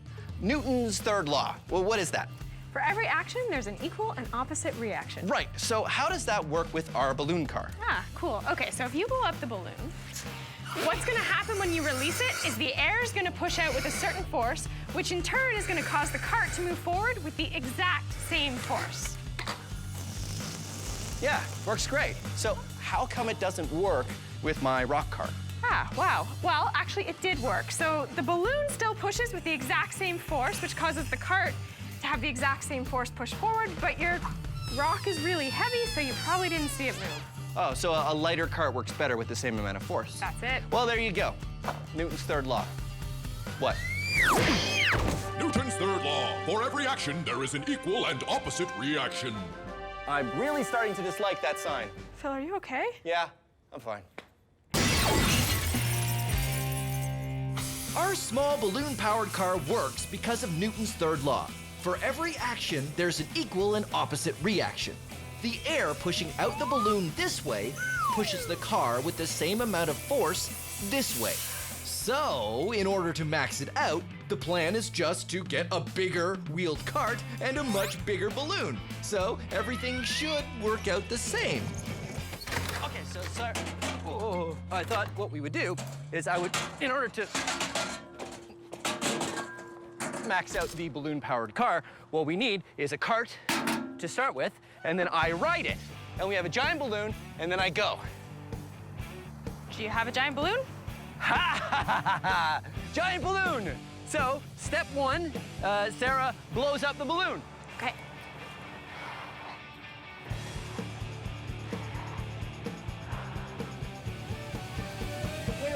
Wait. Use this air compressor, it'll probably be a lot faster.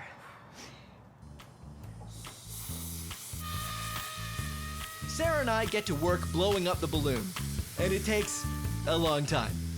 A very long time.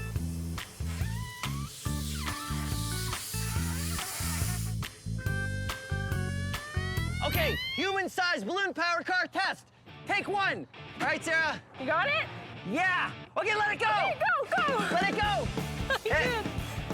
You did let it go. I just let go. Nothing is happening. It's not coming out fast enough, and you're a bit too massive. I don't think it's gonna work like this. Really? Yeah. Okay. Balloon-powered car test 2. No fill. I'll just take it. What happened? I don't think it worked. The balloon popped. Phil, you okay? This is why you wear protective eyewear. Yeah.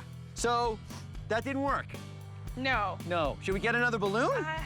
I think we need something else. Okay, well, the air coming out of the balloon just didn't have enough force, so. We need the air to come out with more force. Yeah, do we get, what, a bigger balloon? I don't think that's gonna work. I don't think it's that. I think we need something with compressed air. Oh, like a scuba tank or a... Fire extinguisher, something like that. Yeah, that's what we need. Okay, sure. Well, we can, all right, so I don't know if that's safe to do that, so we'd have to build like a cage or Yeah, something? I don't know if it's gonna work on this. All right, well, back to the drawing board. So Okay. what we should do is we should get We need to find these tanks. get the tanks, and then we make like a frame out of aluminum or something. Okay, that could work. Yeah, That's they a can good hold the idea. tanks, so Yeah. they're safe. And then what we should do is... Who was Isaac Newton? He was a mathematician and probably #1 on the list of top scientists of all time.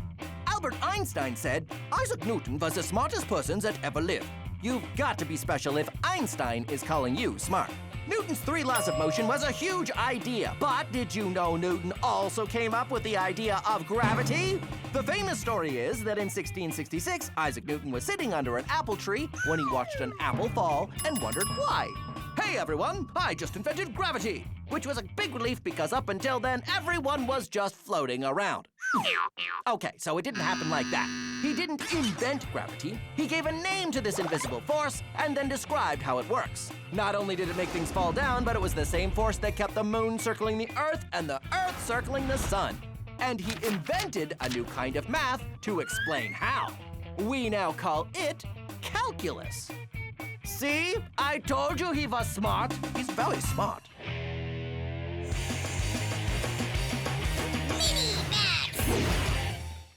This is hydrophobic coating.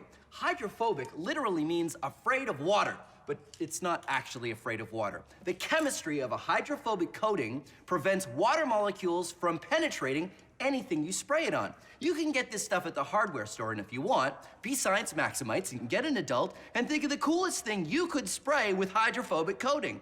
I like to use things that do not go well when you put them in water, like tissue. Yeah, doesn't look great when it gets wet. Here's a tissue coated in hydrophobic coating. Huh? Weird. Or it works the same with a paper towel.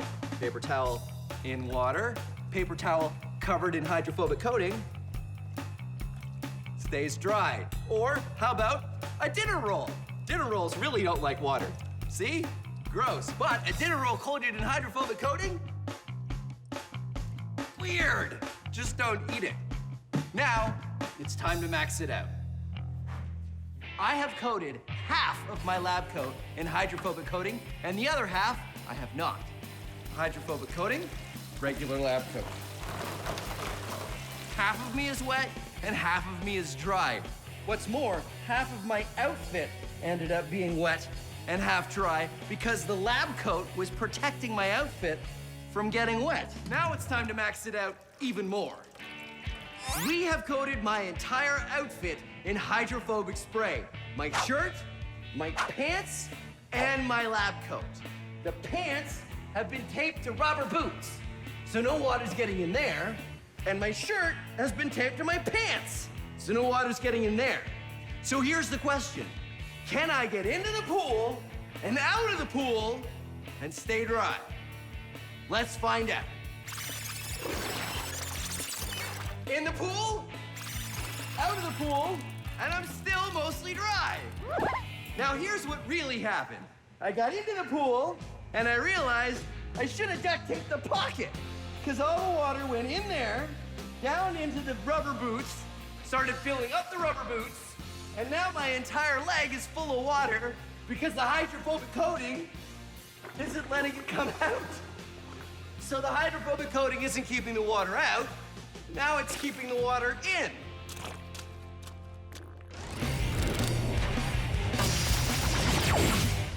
Let's take a closer look at Newton's third law. Newton's third law. For every action, there is an equal and opposite reaction. Okay. All right, let's watch it back. When the sign hits me, I exert a force on the sign in the opposite direction. That makes the sign stop moving. It also exerts an equal force on me, causing me to fly off in this direction.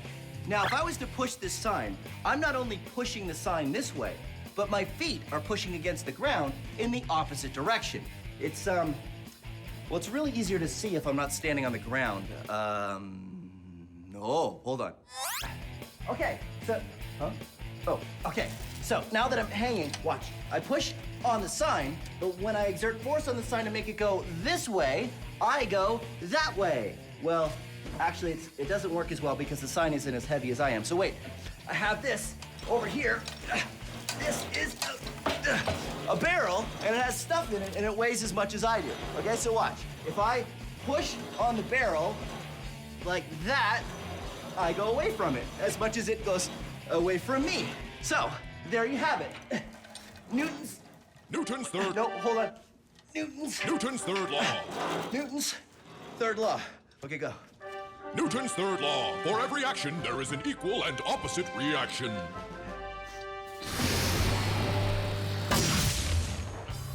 So, using a giant balloon to push me on a cart didn't work.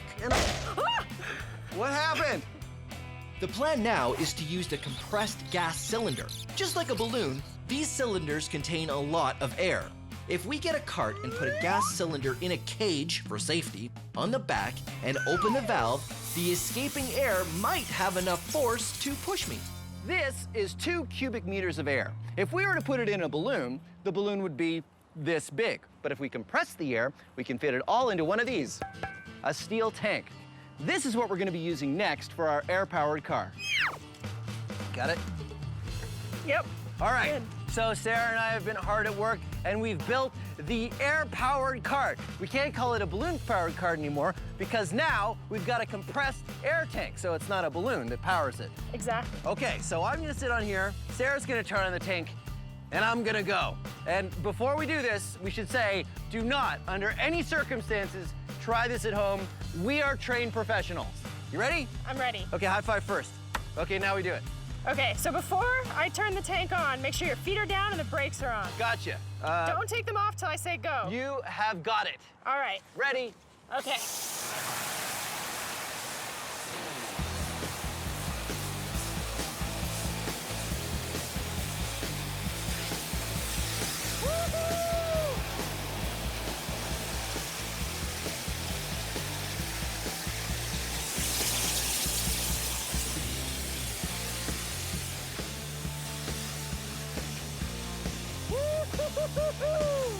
Yeah! It worked! Yeah, it did work, but I feel like it could work better. You want to go faster? I do want to go faster. This reminds me of the rock car. Yeah. Where we didn't have a big enough balloon. We need more force. We need more force. So should we get a bigger tank? Let's get more tanks. More? Tanks, more force. You're gonna go faster forward. Newton's third law. Newton's third law, high five. All right, let's do it. All right.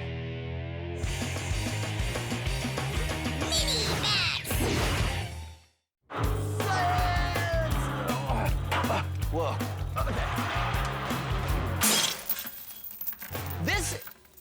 This is Newton's cradle, and it's a really cool toy that demonstrates all kinds of laws of motion, including Newton's third law. What you do is you pull this one ball out, and when it hits these balls, they exert force on that ball to make it stop moving, but it exerts force on these balls, which travels through the balls and makes this one on the end fly out, like that. Now, there's a lot going on here, but you can really see how the force is equal that you put in and you get out if you use two balls. I swing two balls up, and two balls go out that side. Isn't that cool? Now, it wouldn't be Science Max unless we maxed it out, so come on. Whoa, okay. This is one we built out of bowling balls. Bowling balls, bowling balls, instead of smaller balls. And I think it's gonna work the same way. Let's find out. You throw one out, and yeah, it works the same. Okay, now let's try it with two balls. Okay, ready? Wait. And two balls, throw them out. And two balls on that side. All right, so there you have it. Whoa. Newton's third law. Oh. Newton's third law. For every action, there is an equal and opposite reaction. So our single pressurized tank created enough force to move me, but not very fast. The plan now is to do two things. First, we're going to triple the amount of thrust by using 3 tanks. We're also going to use some pipes that lock into each other to give me an initial push. These pipes slide together, and when the air is turned on, the pressure in the pipes will cause them to slide apart, which will push me forward. After that, I use what's left in the tanks to keep going. All right, now it's time to max it out. I've enlisted the help of a few more Science Max people. Thank you very much, Corey. You'll see now we have 3 tanks of compressed gas, and we've also got this nifty little contraption. How does this work, Sarah? All right, so each tank is attached to a tube, and you can see that each tube goes into this one main tube, so when we turn them on, pressure's gonna build up, and we're gonna go forward with more force. Well, that's great, and Reed is stacking cinder blocks, thanks Reed, up so that will push, the pipe will push against the cinder blocks, and then I'll go that way. All right, well, are you guys ready? I'm ready. All right, let's do it. Now, again, I have to say, thank you, Corey, I've got it. This is something you definitely don't want to try at home. We are all trained professionals. We have a physics degree here. We've got TV people that make sure that this is safe. So watch it and enjoy, but please don't try any of this at home. Okay, I'm ready. Sarah, count me down. 3, 2, 1.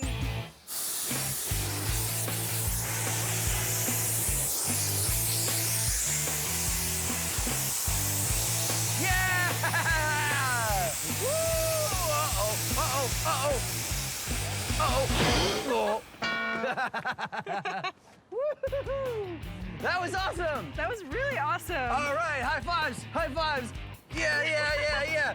And it's raining now, so it looks like we're gonna have to stop. So thank you very much for joining us on Science Max Experiments at Large in our episode on Newton's third law. Hey, Science Maximites,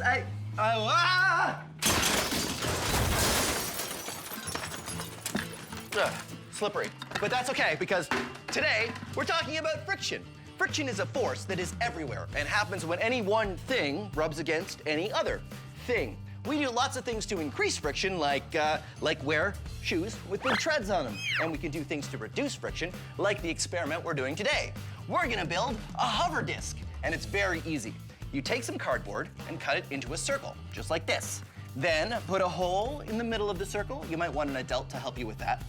And then take a plastic drink bottle cap, like this. I like use the ones that you get on sport bottles because they have a little nozzle that pops open or closed. And then you glue it around the circle, and you get this. Then you need a balloon. So you blow up your balloon. I know you know that step.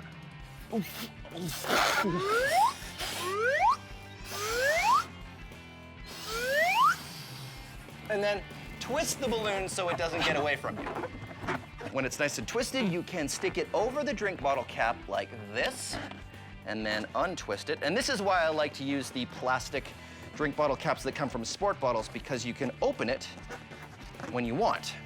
And when you do, your disc rides on a cushion of air, reducing the friction with the table, and it's almost like it's sliding on ice. You can also use CDs if you want to do a different design. Just make sure you're using CDs you never want to listen to again. Now, if any of this is too fast, don't worry. You can always go to the Science Max website, where we have all of the instructions. And now, it's time to max it out. We're going to see if we can make a human-sized, rideable, low-friction hover disc. I'm going to the Ontario Science Centre, where hopefully I have an expert that can help me. The door is stuck. I think there's a little bit too much friction with it. No. That's got it. Oh no, this isn't the Science Center. Did I go back in time again? Oh. It is the Science Center. Helena, hi. Hey, Phil. You're here to see the hover disc. Yes, please. All right, come on, right this way. So I made one in the lab that works pretty great. It's on cardboard and it has a balloon. The one you have here works on the same principle? Yeah, it does. But you know what? My friend Russell has some ideas about making something like this, but even bigger. Do you think we can make one big enough to ride? Maybe, yeah. All right, well, let's take a look at the one you have here. Oh, I see. Right, this one works the same as the one I made. It's really hard to move the disc, but if you add some air, it floats like a dream. There we go. Great, so let's ride it. Whoa, Phil, not this one, the one upstairs. You can ride that one. Oh, okay. Yeah. Should we bring this one just in case? No, it's a little heavy. I think we can leave it there. What if we need it for reference? No, I'm sure we'll be okay. It is pretty heavy. Yeah, but... come on. Let's go. Russell's waiting. Are you sure we won't need it? I'm positive. Okay, but if we have to come back, I get to say I told you so. Okay. All right. Hey, Ramona, you change your hair? Yeah, it's nice. It's like doing this now. Because but now it's, yeah, I like it. You should give me the name of your guy, because I wanted to, hey, oh, hey, how are you? You ever think to yourself, no matter what I do, I can't seem to get anywhere. I can't get enough traction? Well, you, my friend, need some more friction. Which one of these two shoes has more friction?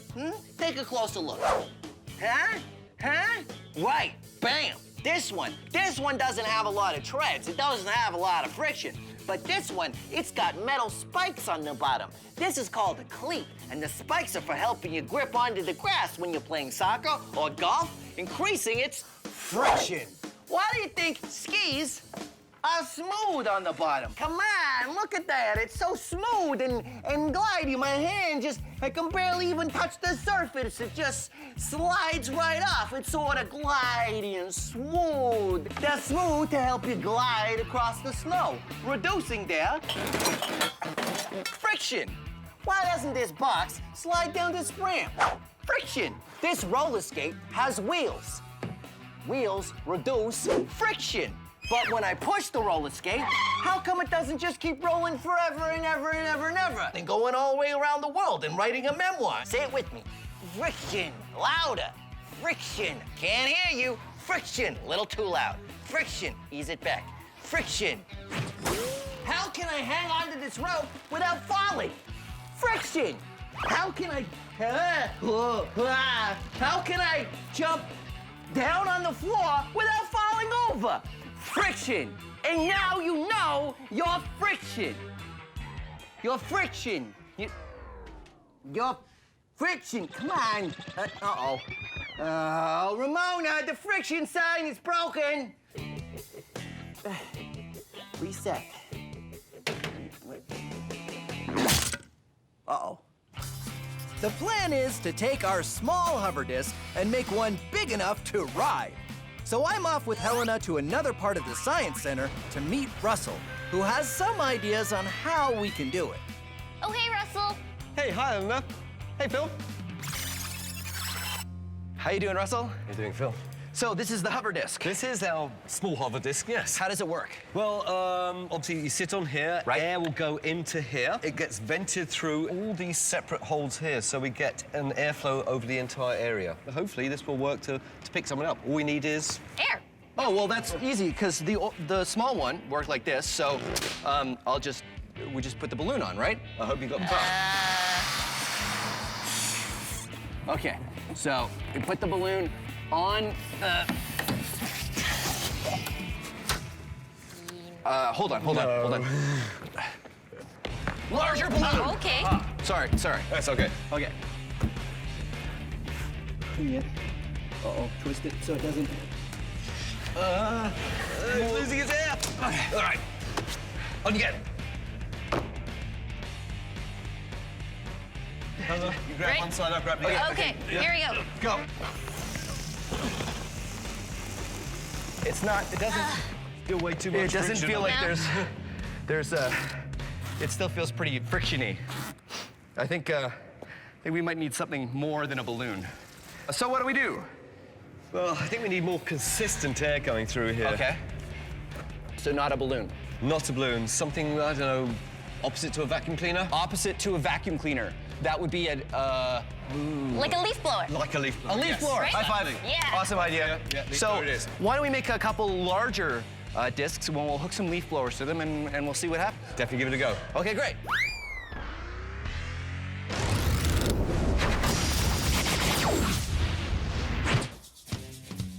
Carbon is an atom and is the basic building block of all life as we know it. You, me, all plants, all animals are carbon-based life forms. Other things are made of carbon too. Diamonds are carbon, coal is carbon, even pencil lead isn't lead, it's graphite, which is carbon. If you were to take all the carbon atoms in your body, you could fill 9,000 pencils. Of course, kind of prefer my carbon where it is. Our low-friction hover disc still had way too much friction. One of the problems that Russell mentioned is that the balloon just wasn't giving enough air. But then Helena had the idea of using a leaf blower instead. The plan now is to make a leaf blower-powered disc by starting with a big circle of wood, cutting a hole in the wood where the air will come through, and then covering the bottom with a tarp that has many holes cut out of it for the air to escape. Because leaf blowers are made to push lots of air, hopefully there'll be enough for me to ride it. Well, this is the business. Look at That's this. amazing. It's good, right? Oh, yeah, I love the tube. You know, high volume of air through that. Yeah. Yeah, I think it's a dryer vent I just found it in the lab. And then this, of course, is leaf blower. So I get on here, and then Helena, if you want to turn it on. Yeah. So once we fire it up, the air coming out from the bottom of the disc raises me up, and I float on a cushion of air. I can't control it! Because the friction between the disc and the floor is so low, I end up floating wherever Helena and Russell push me.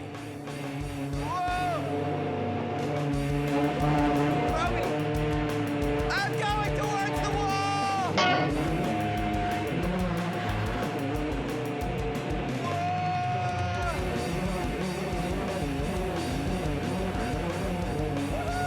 It's like human air hockey! Okay. It's a bit unstable. Do you want to turn it off? Wow, that worked amazing. Not too much control, though. I have no control whatsoever. Yeah, no. But this is great. So so we have the no friction down pat. I feel we need some way to actually move. Well, something to push you along. I was thinking as you were going, like, you need like a broom or something. A broom. Okay, yeah. What if we do like something low friction, like a broom, and something high friction, like that we could really sort of stick on the ground? Yeah. Yeah. works for me. And then we could build two of them, and we would have two discs and two ways of moving them. Are we gonna race? And we can race! Yeah! Okay, Yeah. race. That's what we're gonna do.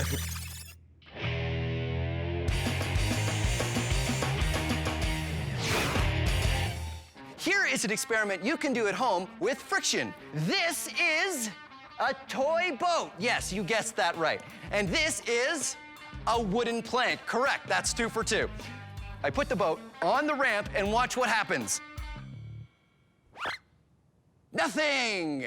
The reason why is because the friction between the boat and the ramp is enough to counteract the force of gravity trying to pull it down. But watch what happens if I raise the ramp to the right height, the boat slides down because the friction isn't enough and gravity pulls it down.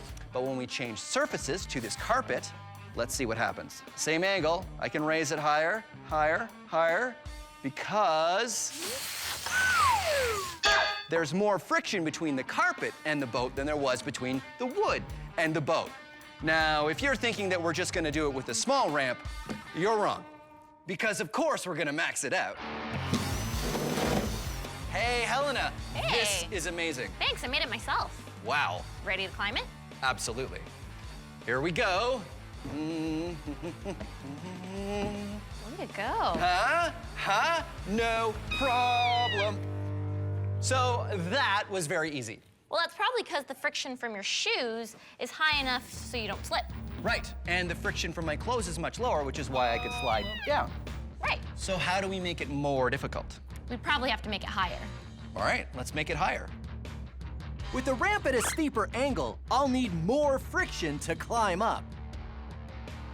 All right, Ready? I'm totally ready. Here I go.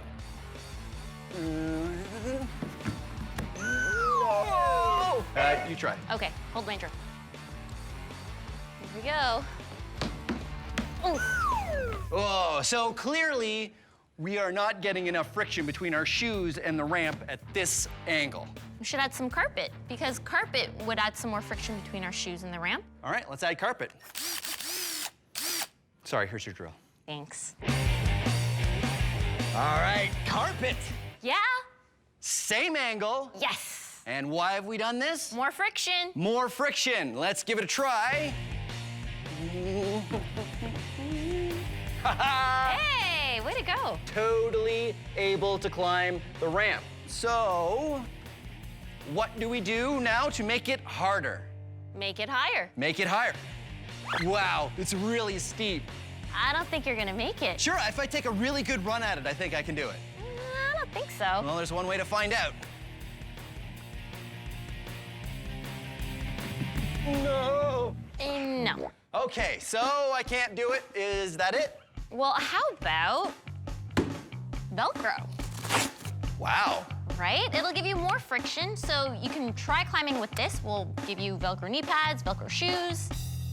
Velcro. Velcro handholds, Velcro knee pad, Velcro on my shoes, helmet for safety, Velcro fill, Velcro dance. Okay, you ready? Ready. All right, here we go. Ha-ha, I did it! Creating friction between me and this ramp means I can stay up here for as long as I... No. No, Velcro. No. No. Phil, you okay? Velcro! Friction! Your turn. No. Our hover disc worked well. So well that we decided to build another. If we have two hover discs, then we can race them using different kinds of friction to push them along. Something that has low friction, like a dust mop, and something that has higher friction, like a pole with rubber balls at the end. Rubber has great friction. That's why we make car tires and the treads of our shoes out of rubber. Okay, we have a giant race course that we've set up. We've got two low-friction hover discs, and I'm gonna use the low-friction dust mop version to propel my hover disc. And Helena, what do you have? I have the high-friction rubber ball stick. Start your engines! On your marks, get set, and go! And we're off. Remember, Helena and I are using very different methods to get our hover discs moving. I'm using a low-friction dust mop, and Helena is using high-friction rubber balls. As you can see, my low-friction dust mop doesn't make enough friction with the ground for me to push myself. Helena, on the other hand, is having no problems. Go, Helen, you can beat him! He's way back! Oh, bit further!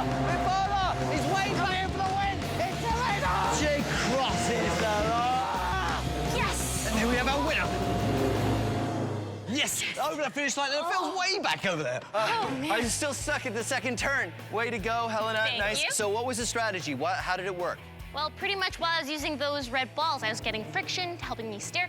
You know what? I think we need a little bit more thrust. That would work even better if we had something pushing us even harder. Definitely. Wait! I have an idea. Wait, hold. I need your help. Come on. Okay. I'm at iFly Toronto indoor skydiving to talk to you about friction. That's Mike. He's gonna help me out. Okay, here we go.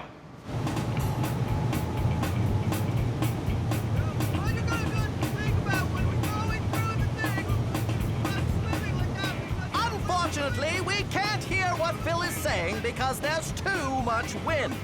It looks like he's trying to tell us something about the friction. Yes, he's saying the friction from the air rushing up in the chamber is enough to counteract the force of gravity, which is why he's able to float or swim or whatever he's doing. Now it looks like he might be saying even something like air can have a lot of friction if it's going fast enough. And the air in this chamber is going fast, which is why we can't hear a word he's saying. Oh well, he seems to be having fun.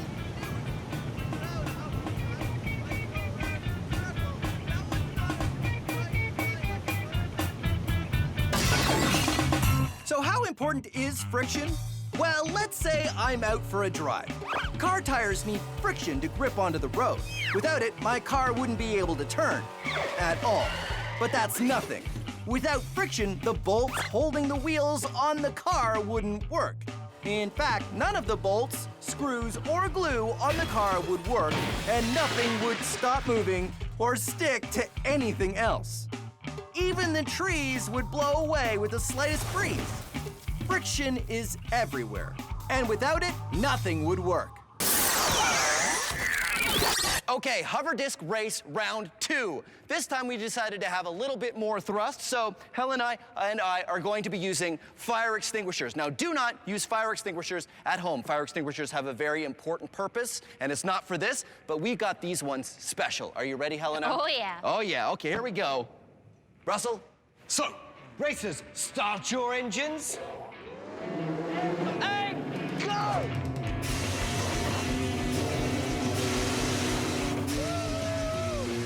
Using fire extinguishers gives us a lot of thrust.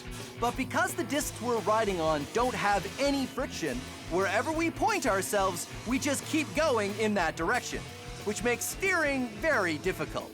Cars grip onto the road and can go around corners thanks to the friction of their wheels. When you have no friction, it's kind of like moving on an ice rink. Oh no! I'm out!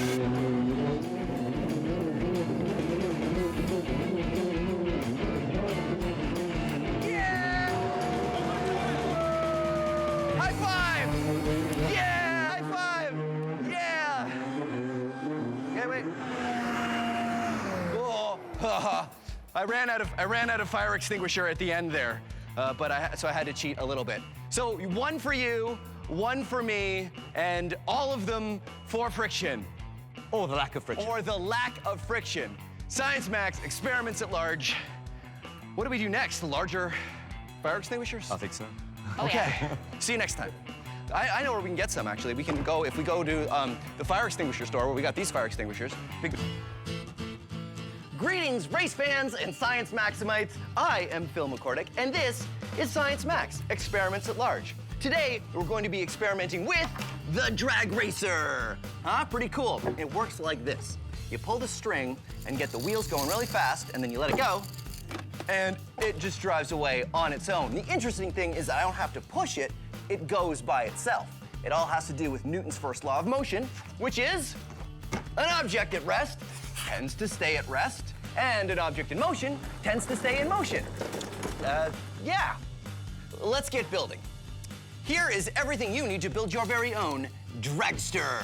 You need some popsicle sticks, some straws, and some shish kebab skewers. I love these. You can get these at the grocery store.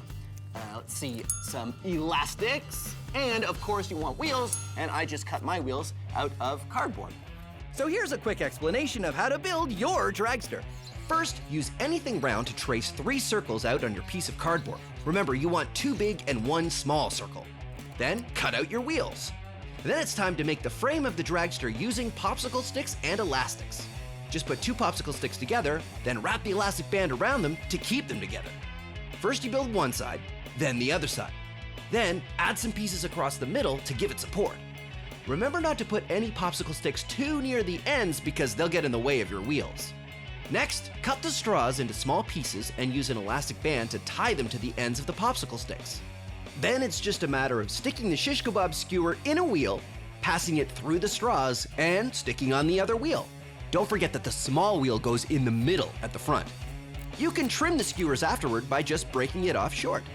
If you want step-by-step directions on exactly how to do this, you can go to our website. It's all right there. Now the last part is wrap some string around the back axle so you can pull and the wheels will spin. Let's check it out and see how it works. Didn't work that well, did it? That's because we haven't added the secret ingredient. Plasticine, the perfect secret ingredient for all of your dragster needs. And also sculpting, because that's what it's for. Remember how I said an object at rest tends to stay at rest, and an object in motion tends to stay in motion? Well, the heavier something is, the more force you need to change its direction, either get it moving or make it stop. That is called inertia. It's the tendency for an object to resist a change in motion, either getting it going or making it stop. So, the heavier we make the wheels of our dragster, the more they will resist a change in motion. So what I've done is I've stretched out my plasticine, and then you roll the wheels of the dragster around in the plasticine, and this will make each wheel way heavier than just the cardboard by itself. And it will make it much better in terms of keeping the dragster going, because if the wheel has more weight, it will have more inertia. Now, I have to wrap the string around the back axle, just like that, and there we go. All right, let's try it out. All right, let's give it a shot and see how it works. Pull on the string, get the wheels going real fast, and there it goes. Now, of course, this is Science Max Experiments at Large, and we are going to do it again, and we're going to do it much, much bigger. That's why I'm going to the Center for Skills Development and Training.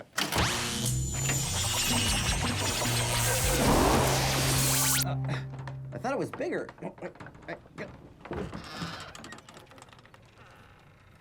Oh, right.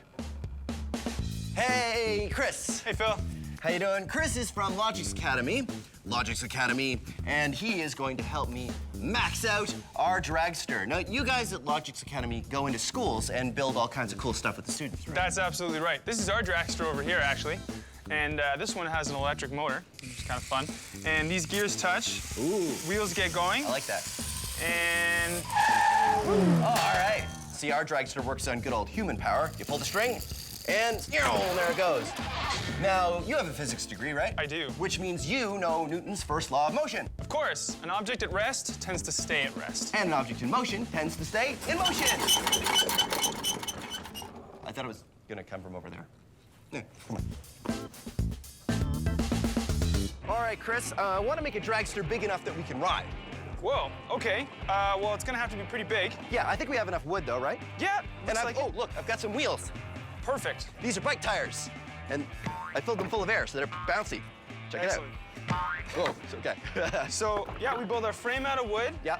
Attach the tires on, and then find a way to get them spinning. And if the tires are spinning, yeah, we don't actually have to push the cart because it'll just go on its own? That's the idea. The inertia should carry, in the wheels, should carry us down the track. So in this case, the object in motion is the wheels. That's right. And it wants to stay in motion, which means that when it hits the ground, it'll push the cart.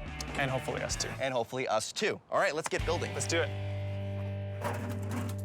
So Chris and I get to work building the dragster. Our maxed out version is gonna look just like the popsicle stick version. A triangular frame with 2 large wheels at the back and a small one at the front. What's more, we're gonna do the same thing to get the wheels spinning. We're gonna attach a rope and give it a pull. When we drop it down, the inertia of the wheels should make the dragster take off. All right, here we have our dragster. This is nice, Chris. Yeah, it looks good. So the only thing I don't understand is what are these for? Right, so these are gonna help us lift the wheels off the ground, like this. Oh, okay. Pull it back, and what's gonna happen is we're gonna run real fast with that string, and we're gonna give it a little kick, and hopefully it'll take off. Ah, all right, I like it. So I just run backwards as fast as I can? As fast as you can. All right, here we go. Ready? Yep, ready. Okay, safety glasses on. And, oh, wait, did you want to sit on it, or? Oh, right. Let's wait until we see it working, and then we can... Okay, dry run. Okay, dry run. Ready? Go!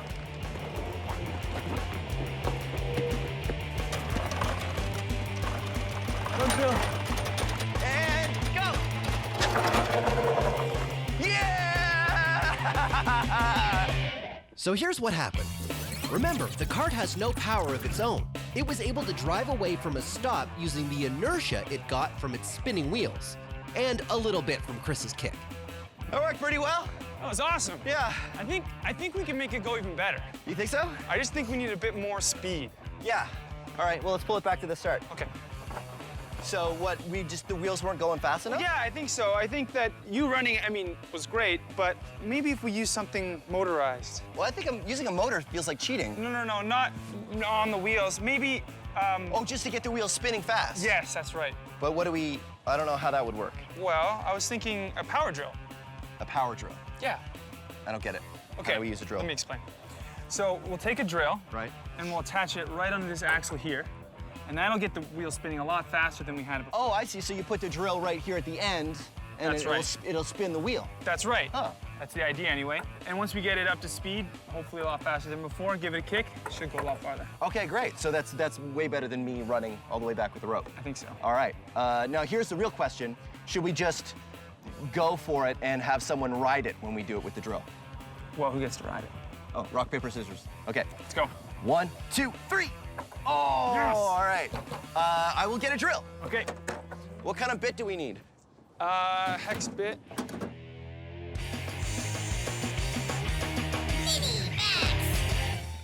Here's a fun experiment you can try. If you have something heavy, like this glass of water, and you put it on a piece of paper, you can experiment with inertia. If you move the paper slowly, the glass moves with the paper, because the friction between the paper and the glass is enough to overcome the inertia of the glass. But if you move the paper quickly, the friction is not enough to overcome the inertia, and the glass stays put. And now, let's max it out.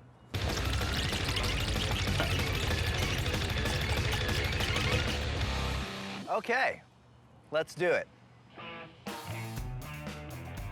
All right, now you might be tempted to try this at home, and you can, but please, for me, promise that you'll let an adult know you're about to do this. And don't use breakable plates. Use plastic plates, because this will take a couple times of practicing before you get it right. Put something on the plastic plates, because the heavier they are, the better it will work. All right. Did I mention not to do this at home unless an adult knows you're doing it? I cannot stress that enough. Okay, deal? All right, deal. Here we go.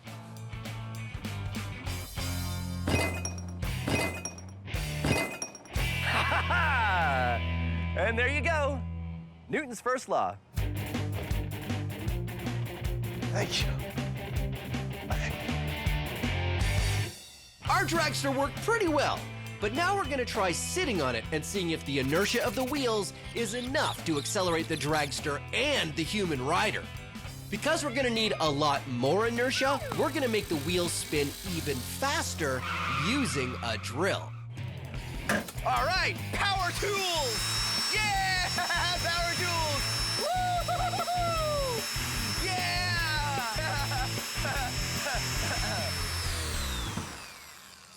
Sorry.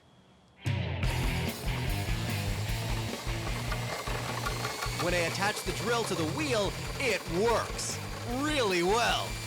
Yeah, that is really gonna work. All right, let's do it for real. So, what do you want? Helmet or blast shield? Blast shield. Blast shield. All right, there you go. You ready? Go. There we go. Whoa, man. Okay. Remember, the faster the wheels are spinning, the more inertia they will have. Ready? Ready. And...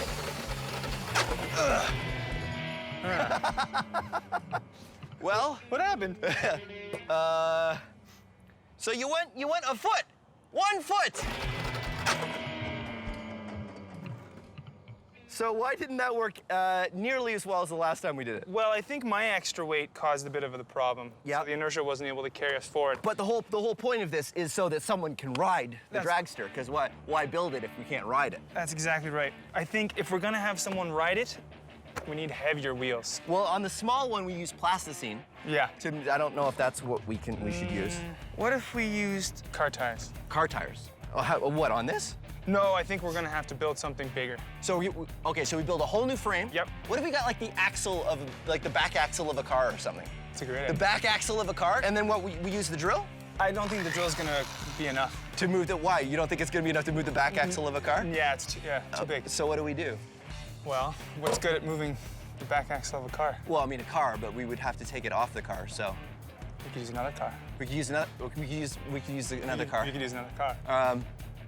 You'll have to explain how that works. Okay. Let's go get the stuff, and you can tell me how we're gonna use. So how do we use another car to make the first car go? Okay, I'm thinking we jack one car up, back our big dragster. Newton's laws in 60 seconds.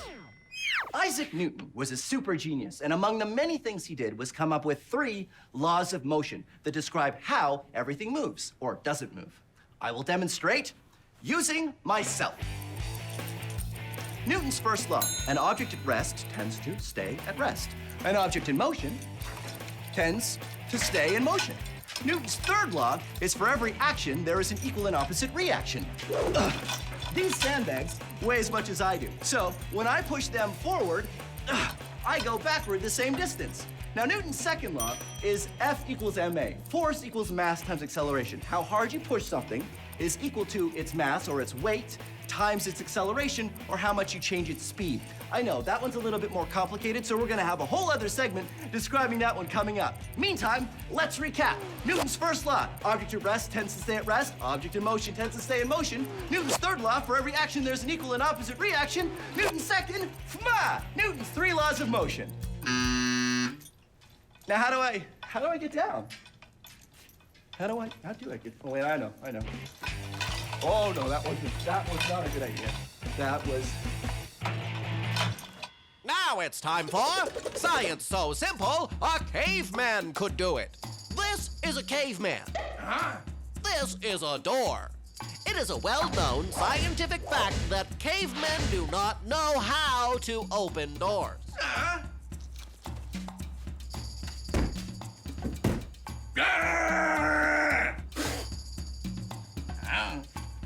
This is Newton's second law.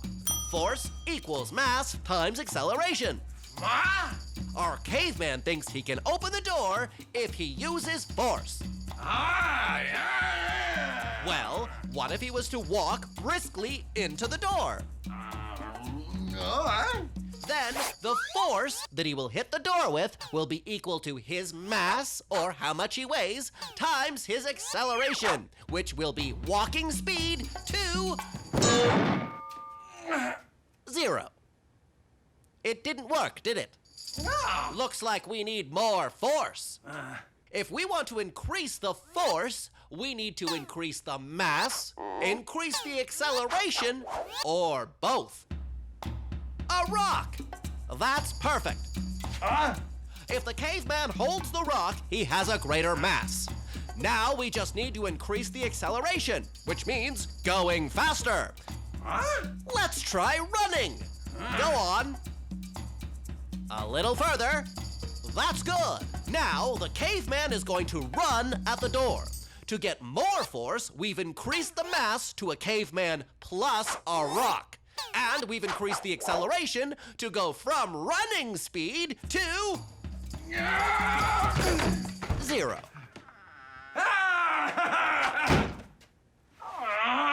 And there you have it. That's how Newton's second law works.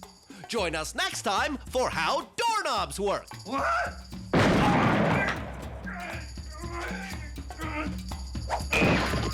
Our inertia-powered dragster just wasn't maxed out enough. So Chris and I built a second dragster, the Dragster Mark II. This one is a welded metal frame, and instead of bike tires, we're using car tires because they're much heavier than bike tires. And to get the tires spinning fast enough, we're going to use a car. That's right. We jack up an actual car and have the tires touch each other. Then we can get those heavy tires spinning fast enough to get enough inertia to get me going from nothing. The Science Max build team pulled out all the stops on this one. Just like the smaller version, the dragster has to be up on jacks so the wheels don't touch the ground as they get spun up. The wheels of the dragster touch the wheels of this working car, which is also jacked up. That's how we're gonna get them spinning fast enough. Chris is over there. He's got a rope, just like I'm gonna have a rope. And when we're ready, we're going to run forward and pull it off the jacks, and our dragster will go. We hope, right? That's the plan, right? Yep. All right. I think it's gonna work. I think we should do it. Ready, Chris? Ready. You ready, Paul? Ready. Fire it up. Go, go, go. Faster, faster, faster. Faster, faster. Keep going. All right, Chris. After 3, right? 1, 2, 3, go. Nice. It's pretty good. Yeah, that worked. All right, I think, are we ready for me to be in it? I think so. All right, we're gonna do it. The helmet's in the Max van. Do you have the keys for the Max van? Keys for the Max van.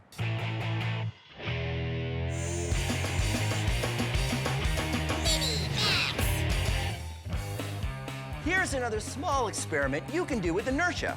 Take a stack of checkers or game pieces like I have here. Oh, or coins. Coins work really well. And a ruler or something else that's flat. This is the kind of stick they give you at the hardware store to stir your paint with. Now you can knock checkers out of the middle of the stack without the stack falling over, if you're very careful. You see, the friction of the checkers leaving the middle of the stack won't be enough to overcome the inertia of the rest of the checkers. Ready?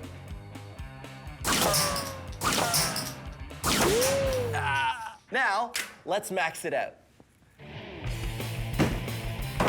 Oh, I have these pizza boxes, and they should work the same way.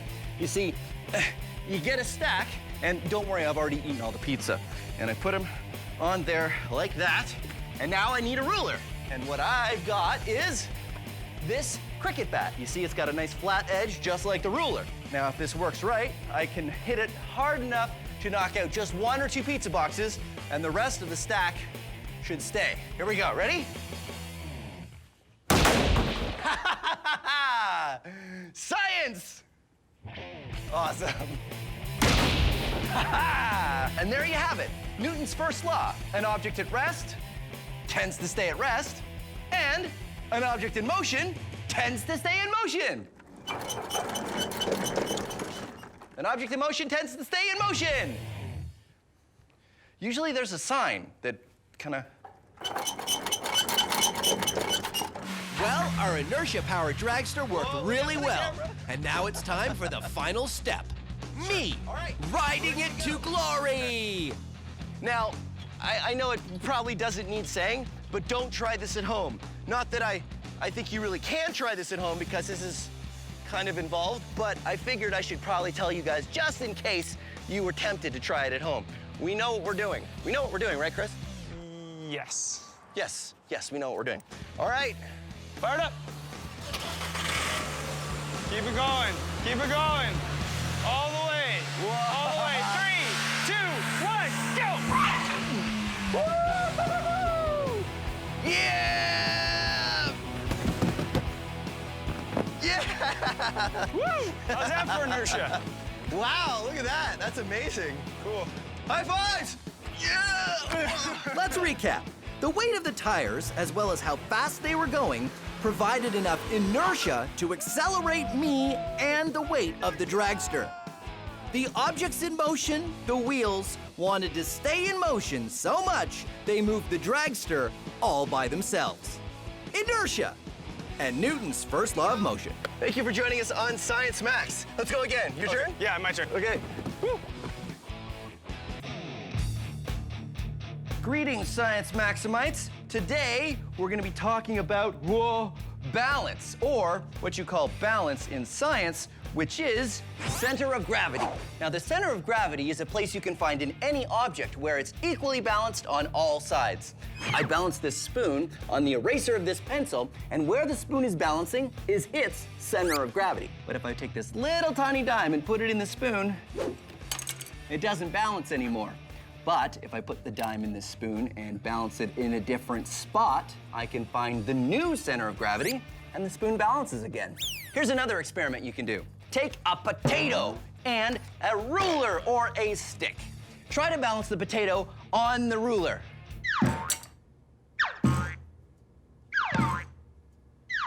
I'm gonna save us both a lot of time. It's really hard to do. The potato does have a center of gravity, but because of its shape, it's going to be really hard to find and really hard to balance. But if you take some forks and you stick them into the potato, you're no longer just trying to balance the potato, you have to balance the forks and the potato. And it gives it a very different center of gravity, which makes it a little bit easier to find and a little bit easier to balance. Ha-ha! Whoa! Let's take a closer look at how the center of gravity works. Using our potato. No, that's too close. Back off a little bit. Okay, good. If you want to find where the center of gravity is, you can hang an object and draw a line straight down. Then hang it from a different spot and draw another line. Do this 1 or 2 more times and you can see where the lines meet is the center of gravity. If our potato was balanced on a stick, the center of gravity is a long way from the stick, so it's going to be pretty hard to balance. Now, let's stick some forks in the potato and try again. One line there, a line there, and a line there, and you can see that the lines all come together down here. That's right, the center of gravity doesn't have to be on the object. With the center of gravity way down there, when we try to balance the potato and the forks on the stick, you can see the center of gravity is much closer to the stick. That makes it way easier to balance. Now, because you're science maximites, I'm sure you know that a potato and forks is just the beginning. Everything you have in your house has a center of gravity, which means theoretically, you can balance anything. Try it yourself. Find things around the house and see if you can get them to balance. And if you can't, try adding things to increase the center of gravity and make it a little bit easier. Now we're gonna max it out. That's why I'm gonna go to the center for skills development and training, and we're gonna explore center of gravity even more. See if we can get something to balance. And what better thing to balance than me?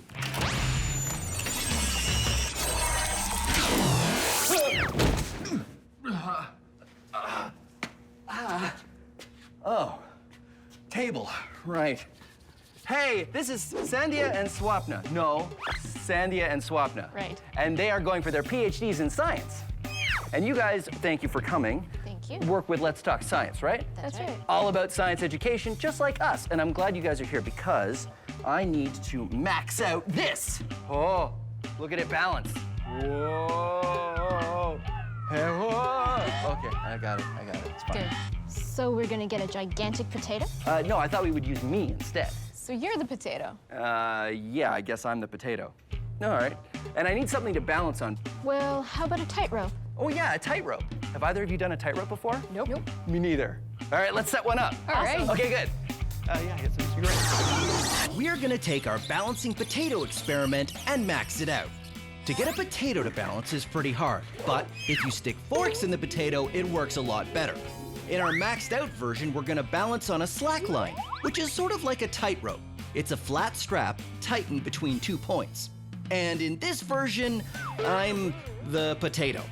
And instead of sticking giant forks in me, which is not something I want to try, Sandhya, Swapna, and I are going to experiment to see what I can do to improve my balance.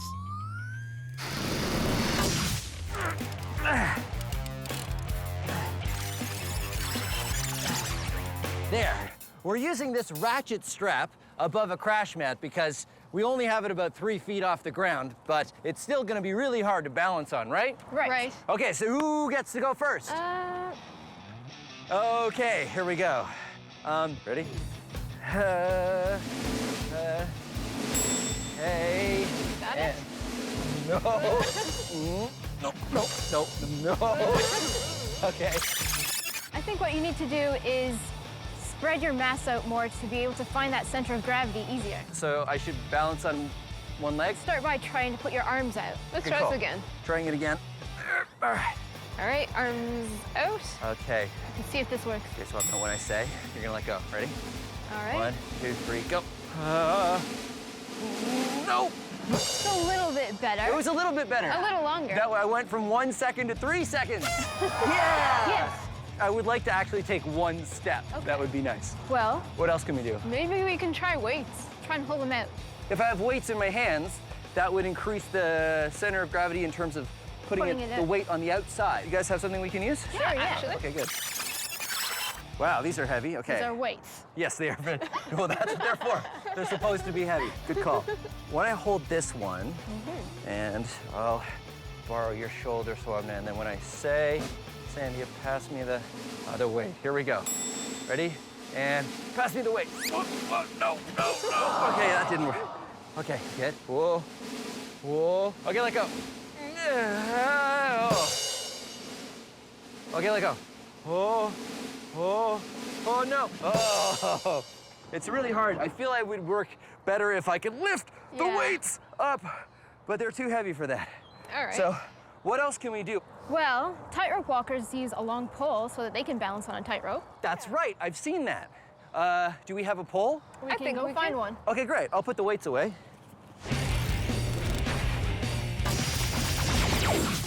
Have you ever heard someone say, I will be back in a jiffy? Well, now you can tell them that's almost impossible. You see, a jiffy is an actual measure of time. It's 1/100th of a second. You see this timer? The first number is seconds. The second number is tenths of a second. And that third number that you can't even read, it's going so fast, that's hundredths of a second. Each one of those is a jiffy. Here are some things that happen in a jiffy. A cheetah moving top speed travels 20 centimeters. A hummingbird flaps its wings almost once. Can you blink in a jiffy? Nope, takes 10 jiffies for that. How about snapping your fingers? 8 jiffies. So the next time someone tells you, I'll be back in a jiffy, you can tell them it took 170 jiffies just to say that. So I tried walking the slack line, and I wasn't very good at it. Holding my arms out at my sides seemed to help a little. Then I tried holding some weights to see if that would make any difference, and the weights were so heavy, I couldn't really hold them out very far. Now the plan is to try a long pole. Tightrope walkers use long poles to help them balance. The longer the pole is, the more it affects your center of gravity, especially because you can move it up and down to help you stay balanced. Ta-da! Nice. So the important thing on this is what? The balance, right? Yeah, you That's want to right. find the center of gravity of that as well. So you try can and find the center of the balance pole. it. The center is right there. That's where it balances. There, you got it. Okay. How do I hold this and get up on the strap? I'll help you. You're gonna help me? Okay. Oh, okay. Uh-huh. Whoa. Whoa. You good? Okay. I think I got it. Okay. Yeah. Whoa. You're balancing. Check it out.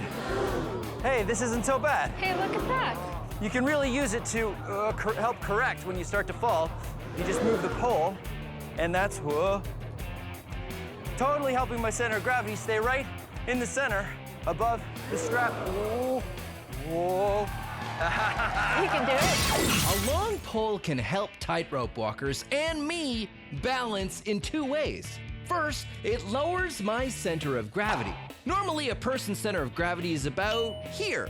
But with a pole, it changes to way down here, much lower to the thing I'm walking on. But a long pole also helps in another way, because in order to fall off the rope, I have to rotate. It's easier to rotate something that has mass in the middle than it is when the mass is spread out.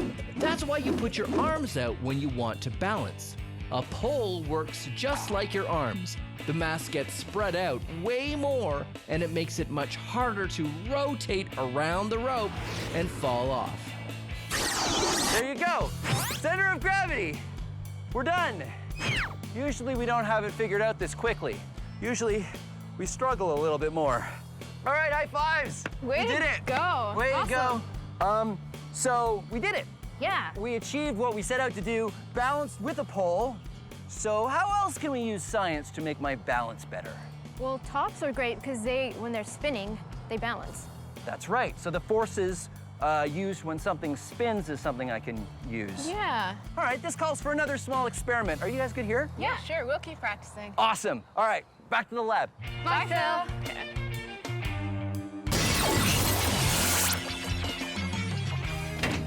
Here's another experiment that's all about balance. Take a pencil and try to balance it on its tip.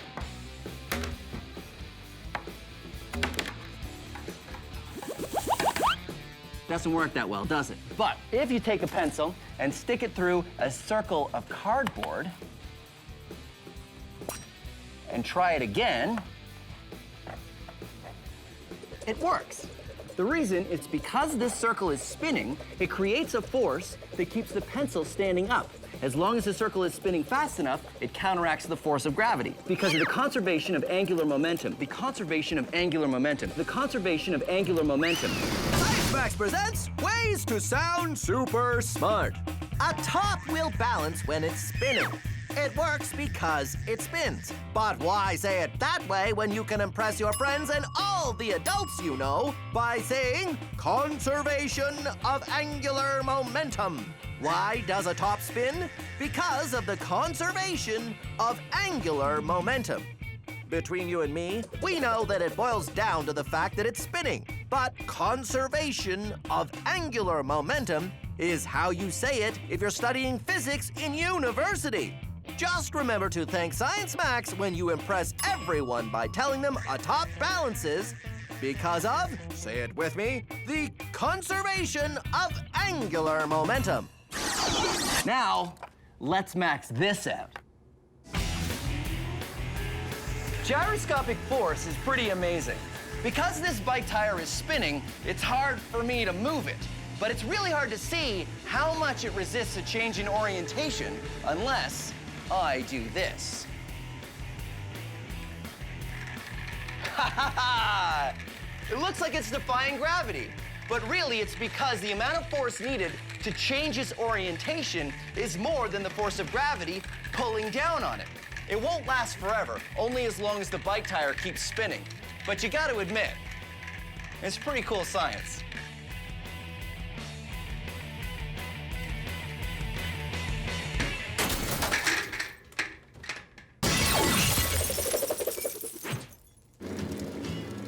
And whoa! Science! Look at that, it totally balances. Yeah. So this is a great way to balance. Do you think it'll work if I hold it? Well, let's see you try. All right. right. So I'm gonna use you to get up on the thing, and then you go give her. Yeah, that's good. And spinning it up. Here we go. Ready? Yep. Okay. Yeah. Whoa. You can feel it. I can really feel it resisting, and Yeah. I think it would work. I think it just needs to be spinning a lot faster. That would make even stronger, yeah. It kind of hit my chest, so. You know what? Maybe you should keep it out to one side. While it's still spinning, yeah. Well, won't that? I think you need two. Oh yeah, you're right, one on either side. It'd be great if we could actually have some way I can keep my arms free though. Yeah. Oh, I know. Get two wheels and we rope them into some sort of backpack situation. What? And we have a way for you guys to get the wheels spinning really fast. I don't know. No, I have it all in my head. Trust me, come on, I'll show you. I'll show you. Wait, you guys go around. Come, don't go on that side of the.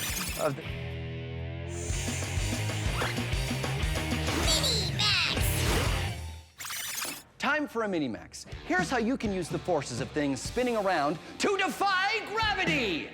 Well, sort of. Take a ping pong ball and put it in a plastic container like a cup, or this is the top of a CD spindle. Put it in and start spinning it around. If you do it right, you can get the ball spinning only on the sides of your container and not touching the bottom.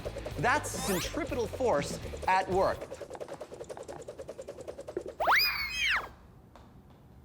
Oh. It works a lot better and is much more impressive if you have something that doesn't have a bottom. Fortunately, I do. This bucket doesn't have a bottom. Put the ping pong ball in the bucket and spin it around, and if I'm very careful, I can lift the bucket into the air and ta-da! I'm defying the force of gravity. Science! Now I know what you're thinking. You're thinking, Phil, is that it?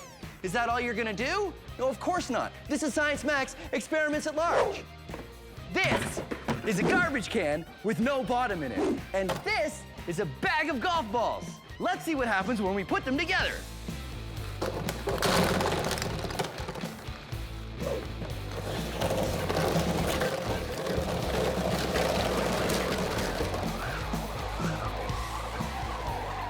Well, I managed to keep one golf ball in my garbage can. But as you can see, it works really well. And there you go, sort of maxed out. This is a garbage can with the bottom cut out, and this is a soccer ball. I'm gonna see if I can keep the soccer ball inside the garbage can using centripetal force. Okay. It's working!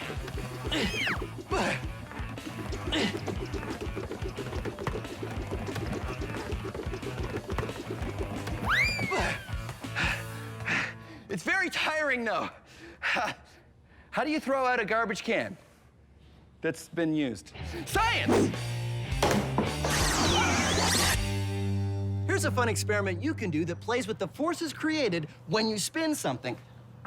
Get a flat platform or a tray and tie rope to every corner. Get an adult to help you with this. Then you get a cup of water. Use a plastic cup, definitely, just in case.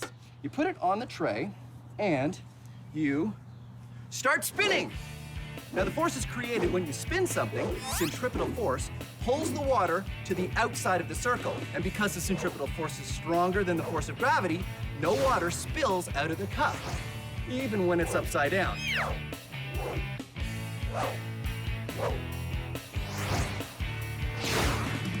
If you slow it down very carefully, you'll see that all the water is still in your cup. Now, I definitely suggest you do this experiment outside, and I definitely suggest you do it with an adult. Because when you get tired, which you will, if you don't stop it carefully, you'll have to explain what you've been doing. Science! Using science to improve my balance has totally worked so far.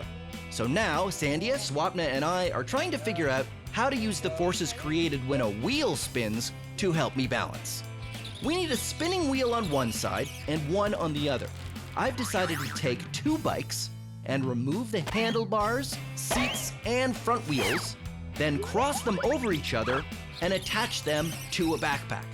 Sandy and Swapna can use the pedals to spin the tires fast, and I will use the gyroscopic force to balance. Or at least, that's the plan. Behold, the gyroscopic stabilization backpack! Stabilization away! I'm excited. Okay, you think it's gonna work? I think so. I'm kind of skeptical. Really? You're skeptical? Why? I don't know. I don't know if you can do it. I don't know if I can do it either, but that's why we do science! Let's see it. Okay, spin me up.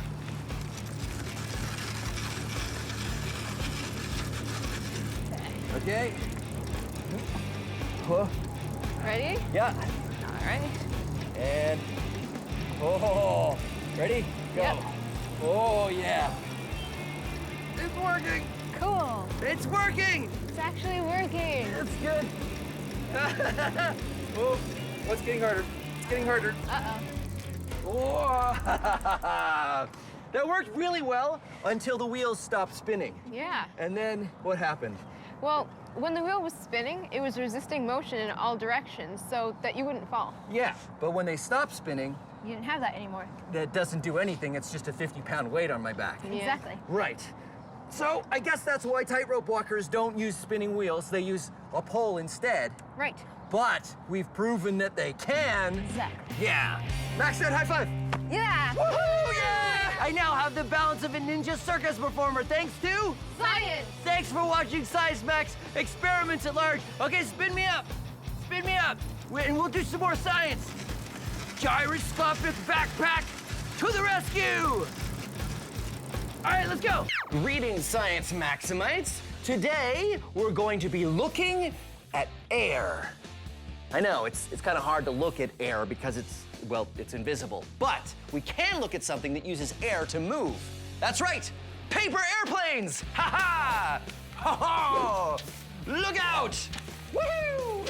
Believe it or or not, you can learn all kinds of science from paper airplanes. So let's build some. We are going to do a paper airplane, which actually holds the Guinness World Record for the longest paper airplane flight. Pretty cool, huh? First, you fold the paper in half like this, but then you open it back up again, and then you fold in the corners like this. Now, don't worry if this is really, really fast, because you have all the instructions on our website. Then you can fold the paper down like this, make sure it's about 2 centimeters from the bottom, where the point is there, and then you fold the corners in just like you did before. But these ones are just guide folds. We use guide folds to help us fold other folds, basically.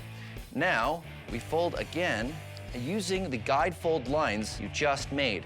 And I like to call this fold the shirt collar fold, because it sort of looks like a shirt collar when you fold it. Now, we fold again on the fold that you made before. Folds in like that and in like that. And now we fold the point down to touch the edges right like that. And this is a guide fold, so do it very strong. Unfold it.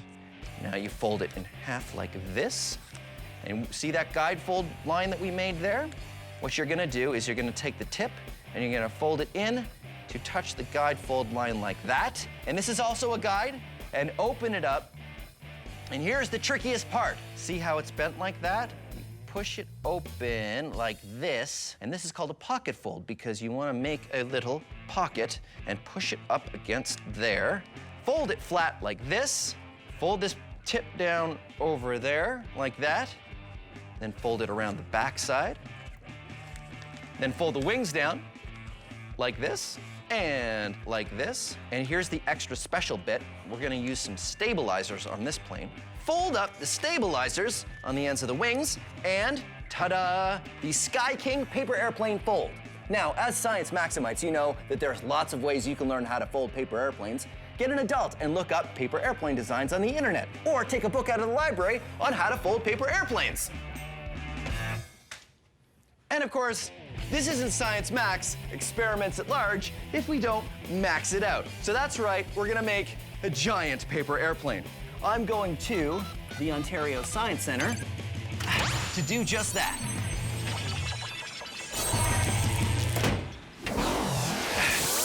Uh-oh, that's never good. Whoa! Phil, I'm so sorry. You okay? Yeah, I'm okay, Justin. I never know where the portal's gonna spit me out. This is the Science Center, right? Well, that's right. In fact, you've landed in our paper airplane laboratory. This is what happens to me, Justin. I make a paper airplane, I fold it perfectly, but then it flies like that, or it does that, and I don't know how to fix it. Okay, well, that will happen. But you know what? There are really only 3 ways your paper airplane can fly, and I can teach you how to control each and every one of them. Great, let's do it. Let's do it. All right. Science Max presents How to Fly Your Paper Airplane. Is your paper airplane spinning around and around? Well, that's what you call roll, chum. Roll is what you call it when any plane moves like this or like this. Here's how to fix it. Bend up the back of one wing to create more lift on one side, and it'll balance out. Happy days. Okay, so let me try mine. What's that? Your airplane goes straight up or straight down? Sounds like you have a problem with pitch. Sorry, pitch. Pitch is when your airplane moves like this or like this. To fix it, bend the ends of both wings up if you pitch down, or down if you pitch up. Adding a weight to the nose also helps if you've got a problem with high pitch. High pitch. Great, great, your turn. All right, here we go. Is your plane turning this way or that way? Yeah. Yeah? No. Yeah. Yeah is when your plane moves like this or like this. To fix it, bend the back of the plane like the rudder of a boat. Okay, great. Let me try mine. Not bad. You try yours. Here we go. Oh, yeah! That was pretty cool. That's what we want. Yeah. You know what? Are you ready to build a giant paper airplane? I think I am. Fantastic. I just need to get one more expert. I will be right back. Cool. Hey, David, how you doing? Hey, good. Good. So David's going for his Masters of Applied Science. In aerospace, science, and engineering. So you know all about planes. I do. Great. Yeah. So what does this have to do with planes? What is this? So this is a water channel, and it allows us to test airplanes in it before we put them in the sky. Great. We'll have my airplane, and we'll just put it in here, and we'll test it. Please, it's made of paper. Yeah? And in the water, it becomes soggy. Well, how do we test our paper airplane if we can't put it in the water? Well, this is a classic airfoil shape. Yes. Now, is that what you call it, airfoil? An airfoil, yeah. So the cross-sectional shape of a wing is called an airfoil. Okay. And that's what generates the lift. Fortunately, air and water are both fluids, so they behave in the same way. I can push ink into the water, and that's going to allow us to see how the fluid flows over the aircraft. So if you tilt its nose up a little bit, you'll be able to see that the shape of the airfoil is actually pushing the water downwards. Oh, yeah, you're right. The ink doesn't go straight. It follows the wing down. It follows the shape of the wing down, and we have a lower pressure on the top of the wing and a higher pressure on the bottom of the wing, which pushes it upwards. Right, generating lift. That creates lift. Exactly. So you guys use this all the time in aerospace? Yeah, yeah. That's pretty neat. So, are you ready to design an even bigger plane, a giant paper plane? I'm confident we can do a good job. I am excited about it. Let's do it right now. The big paper's over this way. This way. Okay. Here's the plan. Take a giant piece of paper and fold the exact same airplane we did in the lab. The small one flew. The large one should too, right? Well, let's find out. I believe we are ready to make our giant paper airplane. All we need is a giant piece of paper! Okay, be very careful getting off it. All right, let's fold it. Nose on that side. Okay. Remember, we're folding the exact fold we did in the lab, only on a larger scale. We have a tape malfunction down here. But it's a lot harder to do with a giant piece of paper. Fantastic. That's pretty good. Okay. There. Perfect. Yeah. Giant paper airplane! This doesn't look too much like an airplane. No, it's way too floppy. Yeah, but I mean, maybe it just needs, like, when I throw it, maybe it'll catch the winds, and then the wings will come up like that. Yep. Maybe. Like, I'll just... Give it a try, Phil. Okay, I'm gonna give it a try. Giving it a try. Okay, you guys ready? Yeah. Go for it. Here we go.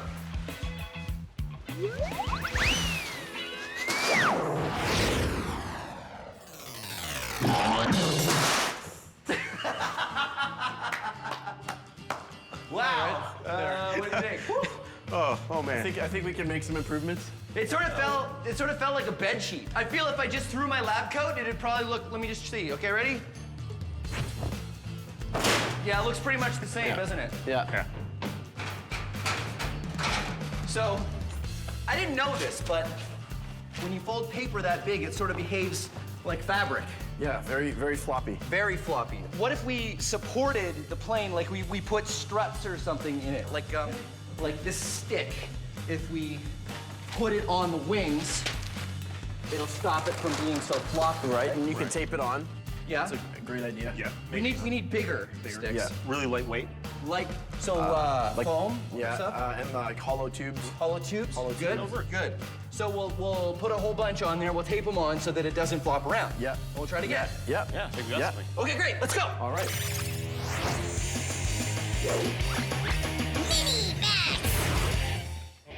Bernoulli's theorem states that faster-moving air has lower pressure than slower-moving air. You can demonstrate this yourself with a ping pong ball and a hairdryer. You put the ping pong ball on the stream of air from the hairdryer, and because it's moving quickly, it has lower pressure than the air around it. So the low-pressure air works sort of like a force field, and you can defy gravity with your floating ping pong ball. Awesome! But of course, this is Science Max Experiments at Large, so we have to max it out with a giant hairdryer and a giant ping pong ball.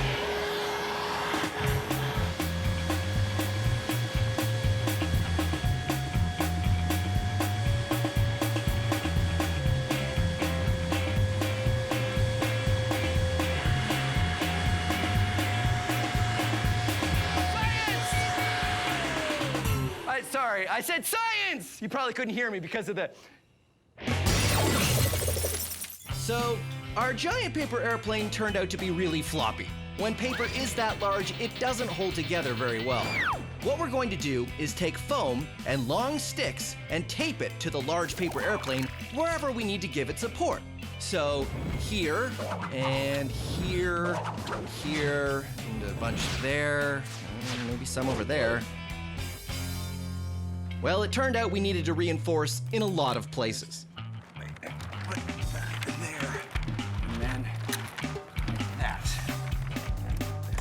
Great, look at that. It's not even flopping around, it stands under its own weight. Huh? There's a whole bunch of stuff on it. I don't know if it's gonna fly so well. Oh, it's gonna be, well, I mean, I have to put the stuff on it so it doesn't flop around. But there's like really a lot of stuff. Well, I needed this foam to reinforce this foam, and then I needed the cardboard to reinforce both of those. Phil, there's a giant hole in the wing. Well, I can fix that. Just move your head and then I'll just... Phil, there's a lot of stuff on here. There. But, like, it's really a lot. Problem solved. Guys, let's just fly it. Oh, okay, sure, yeah, let's do it, let's do it. All right. Okay. All right, here we go. Maiden voyage of the Mark II giant paper airplane. Okay, here we go. 1, 2, 3. Whoa.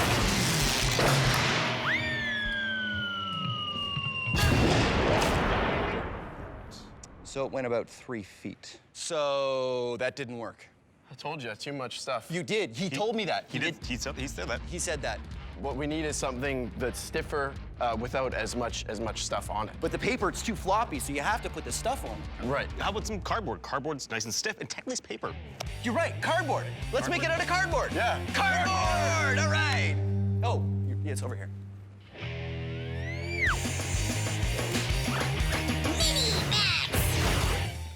Tornadoes are giant weather systems that cause the air to go around and around. Tornadoes can be pretty dangerous, but they don't happen that often. Here's how you can make your own small pet tornado you can play with at home. Because air and water behave similarly, we can make a water tornado. You spin it around, get it going, and ta-da, your very own pet tornado. Here's how you do it. You take two 2-liter plastic bottles and fill one with water and some blue food coloring, is what I like to do. And then tape the mouths of the bottles together. You might need an adult to help you with this because you want to make sure the bottles are perfectly aligned. Then flip it over, spin it around to get it going, and voila, your very own pet tornado. Awesome. And now we're gonna max it out with a giant tornado chamber.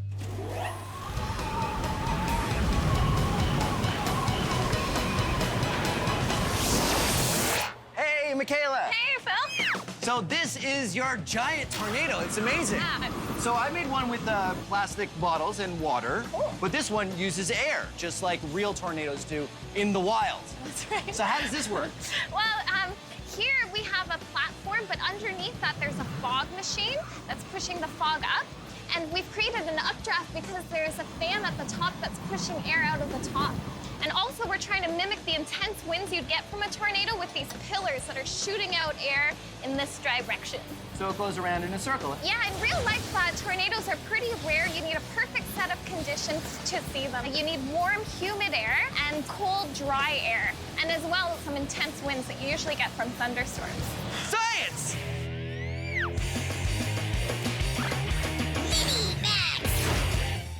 If I was to drop this light basketball and this heavy workout ball at the same time, which do you think will hit the ground first? Let's find out. They landed at the same time. That's because everything falls at the same rate. It doesn't matter how heavy or how light something is. Until things are falling fast enough that air friction or drag starts to play a factor. Soon, things reach their top speed. This top speed is called terminal velocity. It means I could throw this basketball from an airplane and it might not be going any faster than if I threw it from, say, 10 stories up. I'm gonna find out what the terminal velocity is for both of these objects when we max this out. Ninja science roll! Here's how terminal velocity works. Everything falls at the same rate, going faster as gravity pulls it down. But when things start going so fast that just pushing through the air at that speed creates as much force as the pull of gravity, things reach a top speed and they won't go any faster. How heavy something is and how much air it pushes both play a factor in its top speed. And that top speed is called terminal velocity. How cool is that? I'm at iFly Toronto. This is a giant wind tunnel, and they've got the wind going fast enough that they can't fall any faster. It's the terminal velocity for a human being. I'm gonna take our weighted ball and our basketball and place them both here in the wind chamber. This is the control panel, which is what they use to control the wind speed inside the chamber. And this is Derek, who's gonna be operating it. And that is Mike and Greg, and they're inside the chamber. All right, let's fire it up. All right, firing it up. 35, 58, nothing happening yet. This number here is the one we're looking at to see how fast the air is moving. 86, something's starting to happen. Oh, 89, wind speed of basketball, 89 kilometers an hour. At 89 kilometers per hour, the wind is going fast enough that the friction of the wind and the pull of gravity balance out, making the basketball float. This means you could throw a basketball out of an airplane and it would never go any faster than 89 kilometers per hour. All right, let's keep increasing the speed. 106, 124 kilometers an hour, 140, 150. Oh, 166, almost. 172, whoa. Wind speed of the heavy red ball, 173 kilometers an hour. Because the red ball is heavier than the basketball, we need a lot more wind speed to counteract the force of gravity before they cancel out and the ball floats. Here's something else that's going on that's cool. Mike is flying, but Greg is not. That's because Mike is lying down, which means he's catching a lot more wind than Greg is, who's standing straight. If Mike stays lying down, his terminal velocity is the same as the red ball, 173 kilometers per hour. But Greg's velocity would have to be a lot faster. And that's science! So the giant paper airplane hasn't been working so well. The problem is paper can't hold up its own weight when it's that large. Cardboard is much stronger than paper, so we've decided to rebuild the plane out of cardboard. All right, Phil, hoist it up. Then we take it to the roof of the Science Center and see if we can get it to fly. Oh, woo! There you go, our Mark III model paper airplane. Now, I know it's made out of cardboard, but cardboard is technically paper, and it's the only thing strong enough to hold a plane of this size together. We even had to put some poles in so the wings still wouldn't flap, but we're pretty confident this is gonna work. Okay. All right, Phil, we're in position. Now, don't try this at home. Our roof has a big wall on the edge. Your roof does not.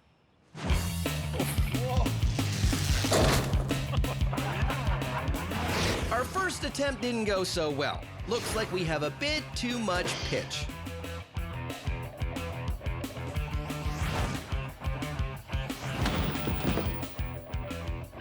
Our second attempt still had a bit too much pitch.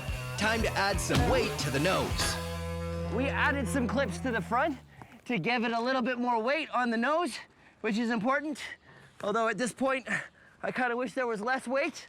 Whoa, okay, all right.